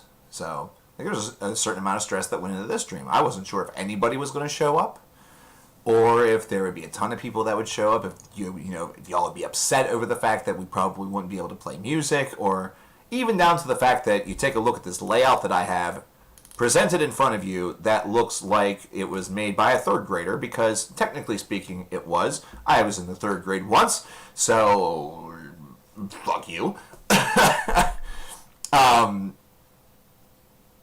Yeah, I did a lot of that to myself, trying to be sort of the perfect person or the perfect reviewer, or somebody that wanted everything to look professional, was, taking a DIY approach and was being hard on himself for it looking DIY. So how true to yourself are you truly being in that situation? And it's all based on this drive and this desire and this hope and this notion that if you call yourself the best, or if you have people call yourself the best, you need to act like the best. You need to have things that reinforce that idea. Evil Toad with $2 saying, look at Messenger. Oh, dear me. What have you done? What the what?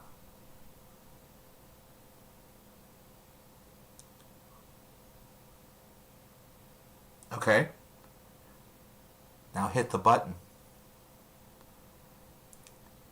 Now hit the button. No balls, hit the button.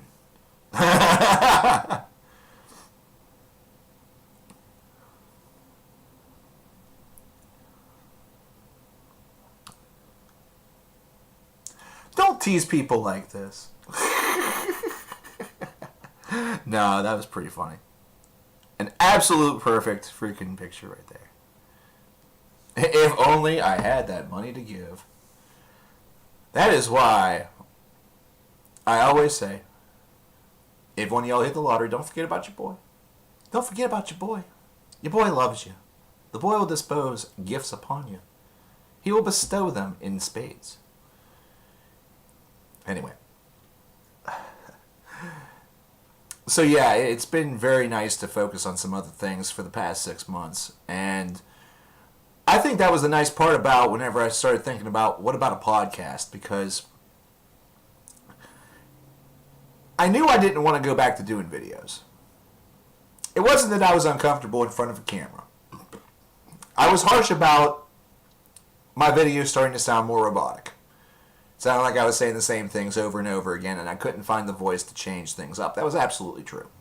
But I think what it really, what it boiled down to besides that was just the format itself felt weak. It was a cool idea, and the personality side and all of that bleeding out was awesome. But whenever it came to reviewing actual albums, those were kind of dull. A lot. I'll put it to you like this. Whenever we were doing video manias and things like that, what were usually being requested with the viewer request videos? Was it individual album reviews, or were they these over-the-top lists or rank-em-alls, or things that were more list-oriented, videos of that distinction? It seems like there was a lot more of you that preferred that stuff over reviews of bands that maybe have 4,000 fans worldwide. You know what I mean? Oh boy, it's actually getting kind of warm in here. I should probably put my air on, but that would involve me going outside. Not outside, out to the living room. I have heard about that Skahamish, and I am stoked. Their album last year was awesome. It ranked very high. I haven't listened to that in a couple of months. I'm going to have to rectify that tonight. In fact, I might just have to listen to their discography again.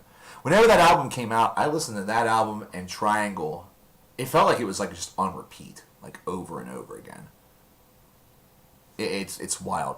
Also, on an unrelated note, for those of you who are Last FMers and know about Open Scrobbler, if you are, and honestly I'll also say this, if you're a member of the Open Scrobbler development team, if you happen to be one of the 61 people in here right now, boy would that be a thrill. Why, whenever you go to Scrabble anything from In the Woods, not a fucking thing comes up. Nothing populates. I have to enter it in manually. I want convenience, damn it. I want a haircut. Yeah, just something that I noticed.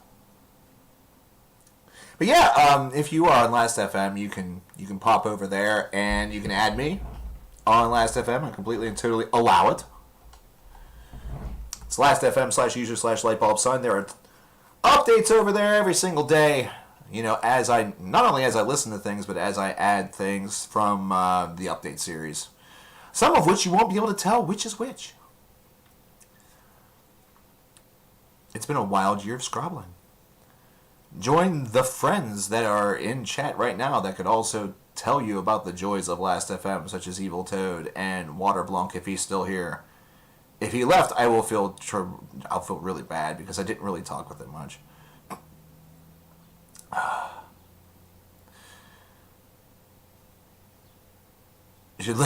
should link yours too. You're just looking for that free promotion. That's what I think's happening here. You're looking for that free promotion. Favorite classic rock band? Favorite. Does Rush count? Is that more just progressive rock? I'm a big Rush fan. I like Rush a lot. I like Rush a good bit, so I would probably go with them. Or I'd probably go with them. What type of videos felt the most stressful? Big time reviews would sometimes feel really stressful because I wanted it to be right on the nose and right on the money. And honestly, some of those list videos did too, but that was mostly cured. And I'll sort of peel the curtain back a little bit. When I made those Rank 'em All videos, I did more than just listen to the albums again. I also did my best to sort of re-educate myself a little bit. And even with all of that information, especially with some of the bigger ones, like whenever you get into the Rushes and the Overkills of the world that have 20 albums within their discography, it became very difficult to keep track of all that stuff because I don't use scripts. The only type of scripting that I ever have used is I would have a list. I would have the actual list in front of me, usually either on my laptop screen or I would have it written down somewhere to keep me on track. But whenever it came to actually scripting out everything, I didn't do that because, I'm doing this face to face with you guys as opposed to having, there'd be like pictures of performances or videos or stuff in the background or whatever. So it very much was done in a live setting. So those were always pretty stressful because of two things. The first thing is that I didn't want to go back whenever I was editing and realize, oh shit, I said something that was inaccurate.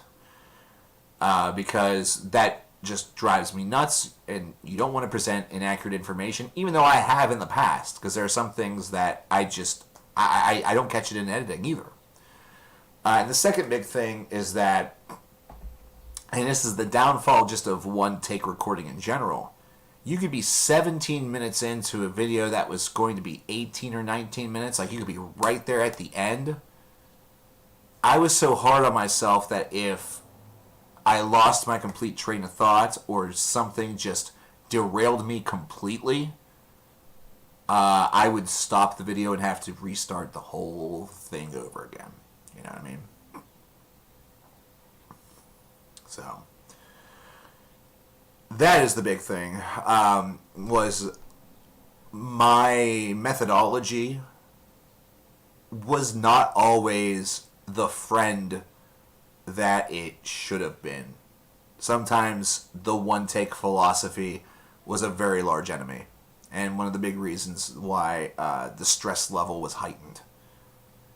Because I've had that happen numerous times during recordings. I've been fortunate that whenever I did live recording sessions during streams, there was I don't think there was any video that had any more than 2 or 3 takes, and most of them were one take nailed. A lot of times that's exactly what happened, is that I would sit down and in one take everything would be done. I wouldn't have to reshoot a thing, just the way I like it.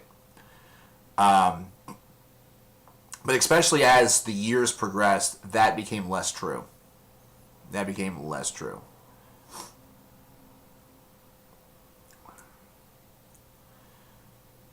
Yeah, I shook a lot during that review for a couple of different reasons. And the funny thing is, whenever it came to Devil Put Dinosaurs Here, Sebastian, had I not done that review for a couple of weeks after its release, because we just passed the anniversary of its release back in 2013, if I would have waited 1 or 2 weeks to do that review, I would have had more of a reason to shake because my uncle had he had just committed suicide, slit his throat from ear to ear. And the song Low Ceiling off of that album has a great significance and feels very much like it was written just for him. That's the one reason why Alice in Chains and I will never part company. They could, get freaking one of the Jonas Brothers to be their singer, and I would still probably follow them because thus far there is a song of theirs that has been representative of just about every member of my family that has passed on that's a male. For example, Rooster was perfect for my first uncle. And both of the uncles are on my mother's side, so both of her brothers. Rooster was perfect considering he was in the war and had a horrible time after he came home. Low Ceiling was perfect for my other uncle because of what happened to him. He was a Marine, so he was even deeper into it, to the point where schizophrenic, multiple personalities. He was taken off his meds by his doctor. Meds that were helping him, he was just stripped of. And he was dead a couple of months later. You would think The Voices would be a more perfect song, but no, I found that Low Ceiling was. And Down in the Hole was for my cousin because he was literally in that position where he was completely and totally depressed. He never got over the death of his father. And nobody was doing anything about it. Nobody was doing anything to help him. You could easily go with Dirt. You could go with Junkhead. There's a lot of other songs that could have fit him to the T. But that's why I always love Alice. And lack of edits were really cool. I did like that, mostly because I'm also really, really horrible at doing all that shit. Why am I here? Because it's my birthday, I guess. Because it's my birthday. I felt like streaming. That's what the 6/12/2020 was all about over on Facebook, if you're ever there. But yeah, for those of you who are unaware and haven't heard the announcement yet, there's not going to be a return to videos in any sort of permanence. There may be one or two that hover around or come out from time to time. Maybe. It's really just going to depend on how I feel. There's no schedule for that whatsoever. There'll be streams. I don't have an official schedule for that yet. In fact, it's more of a possibility that there will be a weekly podcast that'll be in production and that I hope to have begun by the end of summer. Joshua Steele dropping the $14.99. Says, we'd like to thank you greatly for aiding my journey through metal with your content. I'm glad you've had a break. It's very well deserved. Have you listened to a band called Fit for an Autopsy? I have in the past. I'm not wild about them. I know a lot of people love them, so that's awesome for them. For me, they just never hit me sort of the same way as they did for a lot of other folks. That doesn't make them bad, though. So if you love them, that's awesome, man. Thank you so much. I appreciate that so much. This was really not meant. This break wasn't meant to be this long. I was fully expecting to have streamed before this. I think one of the big things that happened was that in January, in fact, it was the same day that I went back to work. The old laptop that was responsible for probably I don't even know how many videos, at least 1,000, maybe 1,500. It died. Literally, I was listening to music and watching something at the same time. I think I was watching either a stream or a YouTube video. It was one of the two. And it just went... it just shifted away like it had encountered... Well, that's what it did. It encountered an error. And what happened was that whenever it restarted, it did not get out of the, the repair mode. It got into the repair mode circle, as they call it, where it says it's going to start repairing the problem. It only gets so far, and then it reboots again, and then starts that back up. It never finishes. he completely and totally died. So that probably acted as a reason for why the streams didn't happen. Because all of my scenes and like everything were on that hard drive, and I still haven't converted all that stuff over. I don't have the converter cord. Am I still doing tax stuff because of the extended deadline? I would be, but the number of folks that have showed up were not conducive to keeping a large staff, so I was made redundant. So, yeah. You know. See you later, Kev. But next year I will probably be doing it again, but probably in a largely reduced capacity, because I'll probably have other work that I'll be doing. But yeah, speaking of, I think we are going to be entering into our last 10 minutes or so of Ye Old Streamo. I'm absolutely floored that so many of you have stuck around. See you later, Marco. Take care. I'm absolutely floored that so many of you have decided to pop in and stick around and had a good time. And I know I was thinking about running until 7, but I don't think it's going to happen. I don't think it's going to happen. Oh. Man, this whole music thing just really cheesed me off a little bit, but whatever.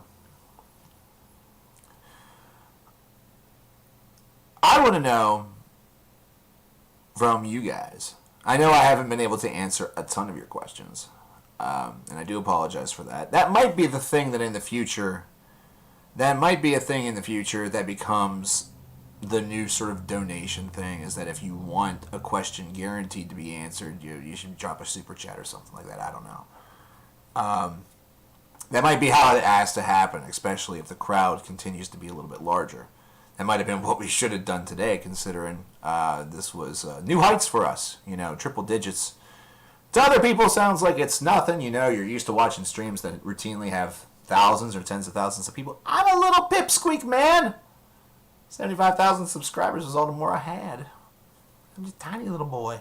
Even those that have millions and millions of subs, they're fortunate if they get, 1% of their audience in there. You have to remember that. But I do have a question for you guys before I depart. I'm kind of curious about this. I have disclosed on the side here what I think my number one album of this year so far through the first 6 months is. And in fact, despite the fact that Dark Fortress does have a top spot, as I mentioned earlier, those top 4, they are damn close. They are damn close. They are within 0.5 of one another.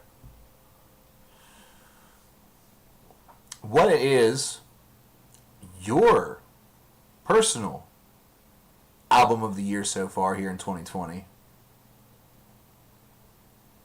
If you were to recommend that number one top album to everybody, what would it be? What would it be? Josh coming in again with a $9.99 saying, great to see you're doing better. I'm going to leave now, but happy birthday. And again, thank you for the great content. Josh, I appreciate you, brother. Thank you very much. A scholar and a gentleman. Cannot go wrong. By Josh. Sounds like a JR-ism. By God. We got City Burials. We got Ulcerator Revenge. Obsidian. Super chat comment won't send. Well, you tell them, send, damn it. Or something, I don't know. Login notification. This shit's been wonky as fuck lately, man. Rise Radiant. Haven't given it much thought since still a bunch of anticipated albums coming. Probably Ulcerate. Yeah, Ulcerate has gotten a lot of momentum this year. It's a good album. And a good album is really putting it lightly. It's a great album. Tame Impala. New Paradise Lost. Testament.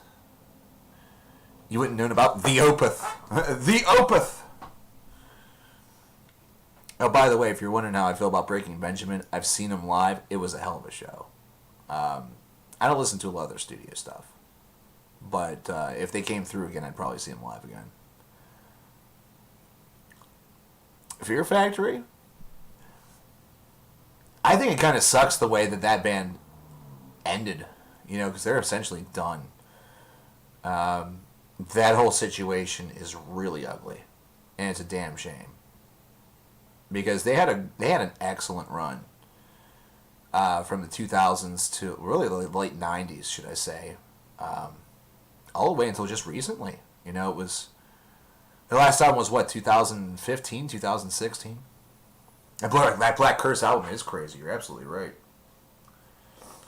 Favorite concert that I've ever been to? Oh, my gosh.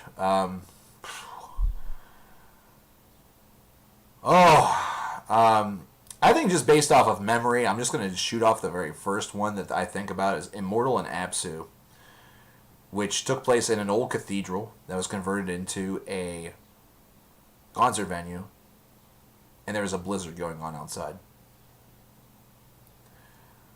Jeffrey, yeah, you're absolutely right. I need to spend more time with that album.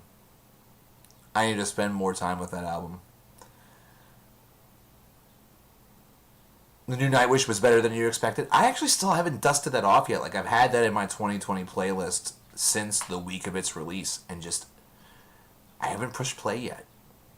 And I don't know why. I don't think I'm worried necessarily about anything. It just hasn't happened. Maybe the problem was that similar to you, I don't have the same high expectations. You know, I really didn't have any expectations for it at all. I know Andy really liked it. So I should just drop it. Have you ever seen Between the Buried and Me live? Ian, unfortunately not. I unfortunately never had the pleasure. So far. You know, there are still going to be opportunities. So I should have made an effort back whenever Colors came out. That would have been the ideal time. It requires more than one listen and play it loud. Well, I mean, that's the only way I play things. You know that. I had to stop and think because I wondered if maybe Between the Buried and Me was on one of the festivals that I'd been to. But I would have remembered seeing them live. So, they were not. It's the only way I've seen Cradle of Filth, though. I was supposed to see them alongside Nakamistium and another band that I can't remember. I should remember, but I don't at the moment. But the show got canceled. There's actually a video about that show in the early days of the channel. Because I do believe that there's a concert review or some sort of playlist about concerts or something from a long time ago. From a very, very long time ago. Is Elephant Tree a reference to Porcupine Tree? I actually don't think so. It might be. I don't know enough about their history to make that call of whether it is or not. I don't think it is, though. I don't think it did. I don't know. It would be kind of cool if it was. It'd be kind of blatant, you know what I mean? But it's all good. Wasn't Tool in Pittsburgh last November? They might have been. Recommend to everybody our little troll-ass robot discovery. Are you talking, Toad, about the greatest album of all time? No, it's not. I think it was you that... Was it you that found this? I forget who it was that found it. I think it was you. Because I was talking about King Bathmat. Oh shit, where'd it go? Has it been a week? Uh-oh. Oh no! It disappeared. Fuck me. I have ways of making this happen. I just have to utilize them. You have one homework assignment out there in podcast, broadcast, YouTube land. You have an album to listen to. I'm not going to tell you anything about this disc. I'm not going to tell you a sole thing about this disc. You have to explore it on your own. All that you need to know is that it is of the heavy metal distinction. So this is what you're going to write down, or what you're going to type down. The name of the album is Looney Moons. That's LOONEYMOONS. It's like Looney Tunes, only it's Looney Moons by the band Empire Bathtub. That's Empire Bathtub. Listen to it. I'm serious about this. This is not bullshit. Listen to it. It is pretty damn grand. And you know what? While you're at it, especially if you're on Last.fm, go back and listen to some stuff from the band Foot. Remember Buffalo from a couple years ago, that album? Well, they have a new one. They have a new one that just came out. But go back and listen to Buffalo too. They have like 13,000 plays only on Last.fm. Come on. They're better than that and y'all know it. They are better than that and y'all know it. So go back and give them a little spin as well. A little spin-a-rooski. If there's anything that you don't know on the top 25 list that you see to your left, scope that out. And if you're ever wondering about a good way to find some new stuff, I've actually found out, because remember, I didn't use Spotify very much until last year. Their recommendations are actually pretty good whenever you go to a band's profile page. The recommendations are actually pretty solid. They've done some pretty good stuff.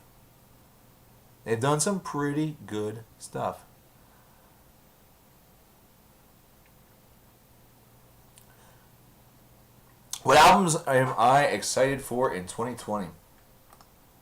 Let's take a little look-ski here. Why don't we do that? Of course, I'm super excited about the Haken album that got delayed. I'm excited about the Steven Wilson, which of course comes out in 2021 now. So that really doesn't, I guess, count, but it does. Shut up. I'm just going to look through a list here for the next couple of months. Oh, by the way, in a week, new Hail Spirit Noir album, Eden in Reverse. New Protest the Hero album next week. So there you go. There's two right there. I'm not really excited about the Lamb of God, but whatever. It could end up surprising me. So it'll be cool to see what they're able to pull off. I know some folks will probably be excited for the new Mushroom Head. I'm kind of just whatever. So I'm not too worried about that. There's going to be a live album from Ahab. That should be interesting. Anyway, there's a new Long Distance Calling coming out. Falconer actually is releasing their final album on the 26th of this month. It's entitled From a Dying Ember. It's going to be their final disc. They will be disbanding after it's released, which kind of sucks because Falconer's pretty decent. I know a lot of folks really enjoy that. Of course, Aaliyah's, the solo album from Aaliyah, was the singer from Trees of Eternity. That's being released on the 1st of July. That is going to be an emotional experience. I can always guarantee it. And even if it's not, it's just going to be a really good album. There's an Inter Arma EP coming out entitled Garber's Days Revisited. Garbers, not garbage, so it's not a blatant ripoff of Metallica. I kind of like that. New Isa Firum, Judicator has one coming out. There's the Dark Sarah that Maru had just discussed. That's coming on the 17th of July. Primal Fear will probably just be fun, so now that I see that's coming out, I'm pretty excited about it. Defeated Sanity. I wish that was Nightingale instead of Nightingales, but I'll probably still check that out. Why the hell not?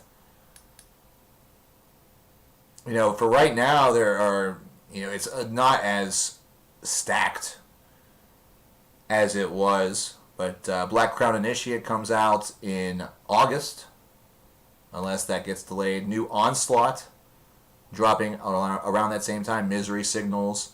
These are all on the same day, by the way. This is all on the 7th of August. New Avatar also on that day. Sheesh. I mean, just that could be a pretty decent afternoon right there. New Unleash the Archers coming out on the 21st of August. That'll be pretty cool. New Non-Exist. I haven't listened to them in a while. And oh yeah, here's one for you. The timing. Flowers of Evil by Oliver on the 28th of August. Can I just say, holy potatoes, am I a happy boy for some new Oliver? I always am. I always will be. I don't what?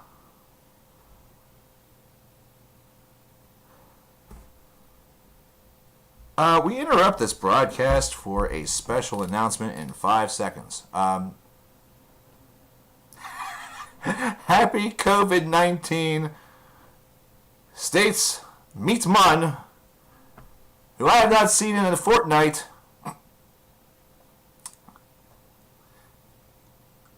with a $200 donation. Brother.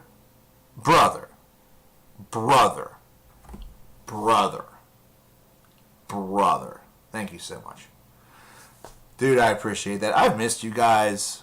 Not because of your money. I ain't saying I'm a gold digger. But I ain't messing with no brokes. That's for damn sure. Dude, thank you so much. I appreciate that so much. Totally unneeded. Happy COVID-19 to you as well, brother. Instead of Trump bucks, I got meat bucks. I got meat bucks. Dude, I appreciate that so much, man. I hope everything's been going well for you and for your family. I hope all has been peachy keen on your side of the world. And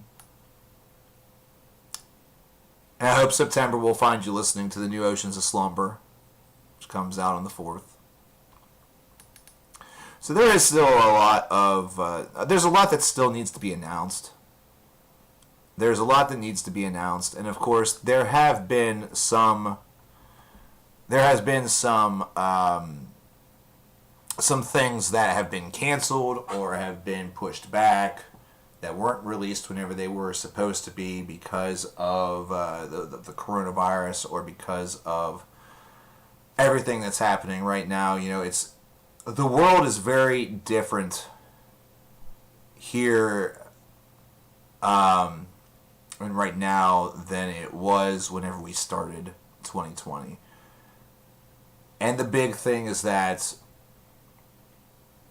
what has caused these delays and what has caused some of these albums to be outright canceled until future moments, it's unprecedented. It's something that this is a situation that we've never experienced before. There has never been anything quite like this. There's no parallel that we can draw in history, recently at least, to be very comparative to this. Now, individually, we can draw plenty of comparisons with COVID. You can draw the comparison to the Spanish flu from 100 years earlier, and the protests and everything from George Floyd. You can actually go nothing really in this mass since the civil rights movement in the 60s, but whenever it comes to protesting and things like that in general, you've seen branches of protests take place all throughout this country over the course of the past 10 years for many of the same reasons.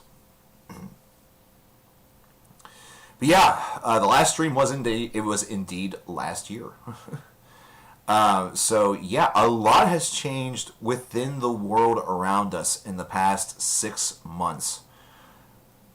But if I were to deliver a fantastic message to all of you, the only thing that I can say is, despite all of the growing differences that surround the world, despite the fact of all of the new challenges that we face or the new precautions that we really should utilize for as long as we need to in order to protect one another, I don't care if you think the thing's a hoax or not. Just be a fucking human being and do it. And for Christ's sake, if somebody says to you, hey, would you do it to save or to keep your own grandma safe? Don't say, well, my grandma's dead, so I don't care. Use your fucking imagination and have her be alive in that fantasy.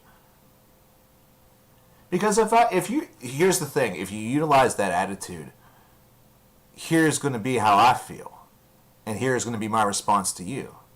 I will straight up lie to you and say that my grandmother is still alive. And I'll say, fuck your grandmother. Do it to save mine. Anyway. Yeah, the Enslaved is... right now, the date for the Enslaved is listed on Metalstorm as 12/31. So I think what that means is that it's not official what the day is going to be. But yeah, it's supposed to be fall. So third quarter.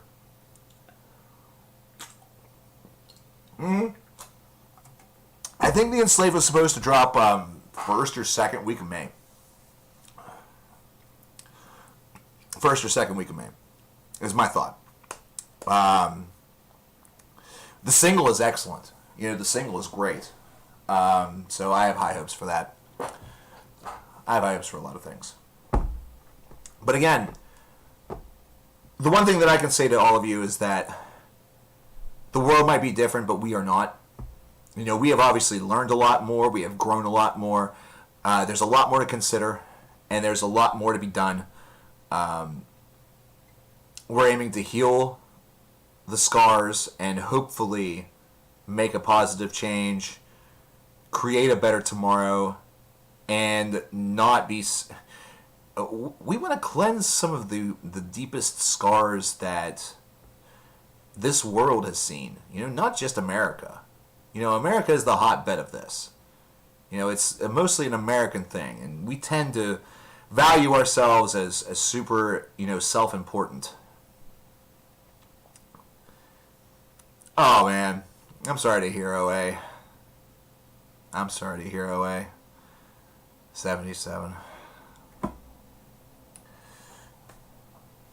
You know, here's the cool part. She's meeting... Your grandmother is meeting some of the most awesome musicians on this planet before me. I'm jealous of your grandma. But I know you miss her. And may she rest in peace, brother. Lots of love to you, man. Lots of love to you and your family. Yeah, see, Mario, that's the thing. Like, I have that very same element of doubt. That's the one thing that keeps me from fully believing it being successful. But I have also something else that, despite the doubt, does make an appearance every time I think about it, and that's hope. That's a sincere hope. Because I think a bird just ran into my window, first of all. That was what that clang was. But for every piece of doubt that I have, and everything that seems to showcase that doubt and brings out that doubt, I'm also seeing a lot of people that seem to get it. I'm seeing a lot of people that seem to understand what this is all about. And a lot of folks that aren't just treating this like a flavor of the month. Of course, we will see if that's true once July hits and, you know, aliens invade or, you know, whatever the hell else happens. Like maybe the murder hornets finally launch their attack. You know, we will see if this is just a temporary cause taken up. I don't want it to be. I legitimately would like us to be better as a culture. I want to be wrong.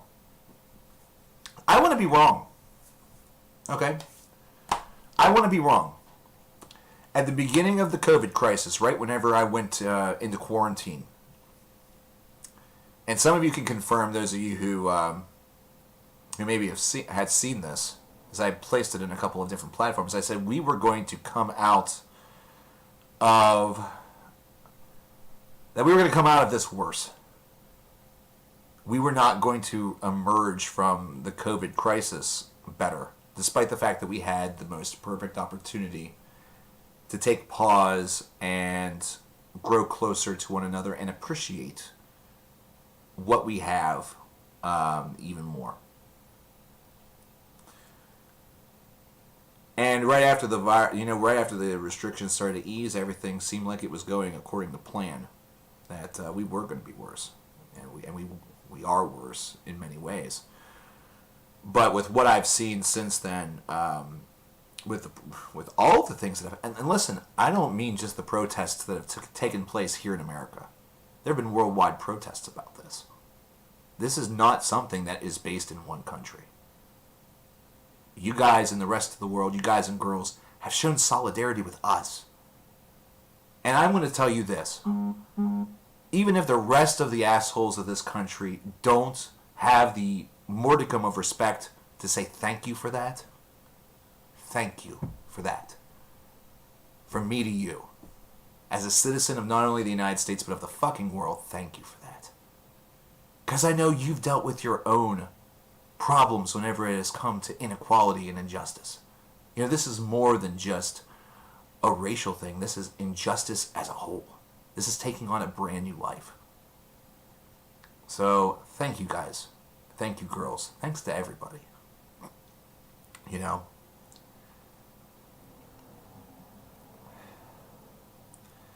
Whatever happens, though, boys and girls, ladies and gentlemen, children of all ages, may I just say to all of you, it has been an absolute pleasure to stream for you guys today. I will be doing it again sooner than 6 months. Okay, we're gonna do this a little bit sooner than 6 months. Okay, for the next stream. 15 from Meatman once again. Saying Alea by Disillusion is fantastic, by the way. Brother, you aren't kidding. You are not kidding. I remember talking, I didn't remember this until I was trying to chronicle everything. Which, by the way, the chronicles of like all the lists and stuff from CKN videos, I'll have to rebuild those or try to get it off of that old hard drive. But, I didn't realize I talked about that during a 5 recent releases episode. So 5 months? See, Patrick knows. I'll see y'all in November. It'll be a Thanksgiving special. Nah, it'll be sooner than that. If you want some stuff to explore, that isn't necessarily 2020 stuff, like you want to go back a little bit, go back to some of those 5 recent releases episodes from back in 2016. I was surprised. Just looking at the names that back then were kind of like a little bit of leaps of faith for me. How many of them now are names that I still recognize? Like the band 16 that I covered during that series. They just released a new album. I actually need to listen to it. But I remember that name because of that episode. Because I talked about them that one time. Like Blues Pills. You know, Blues Pills, for example. And stuff like that. So, I guess a big list full of stuff with that. There's a lot of good stuff from that series. So scope that out. I appreciate it. I appreciate each and every one of you. Those of you who donated. Those of you who just came and hung out. Those of you who had questions that I couldn't answer because I need to get used to there being more people here. Our little community has grown, and I'm thankful for it. I love y'all. I will talk to you guys sooner than later. I will post the top 25 list you see to your left in the Facebook group later on this evening. Hopefully I don't forget. And I will be hopefully coming to you with some information about the CKN podcast that is hopefully a couple months away, and anything else that we have going on, we'll have some more streams. Even if we stream like once or twice a month, that's still better than 6 months. So, thanks so much. Thanks for all the happy birthdays. Thank you for the generosity and just the love. Not just today, but throughout the whole entire run. Like, I feel like I was able to say that in the video, but I wanted to stream too, and I didn't get that opportunity right there at the end. And that has always felt like a missed moment, or not really an opportunity, but just a missed moment that we could have shared together. But we still have plenty of time. You know, it's not like by me retiring that meant I was gonna die. We're all gonna die sometime, but I don't know. 36 now, so that means I got like what? 40 years? Anyway, make Meatman a blue wrench. Could happen. You never know. It's great to see you guys all again. Good to see that this, things didn't break today. Things didn't break at all today. I think that's the best gift of them all. But anyways, I love each and every one of you. Fight the power. Stay strong. We'll be back sometime, sooner rather than later. I appreciate you all. I love you all. I've missed you all. Till next time, take care.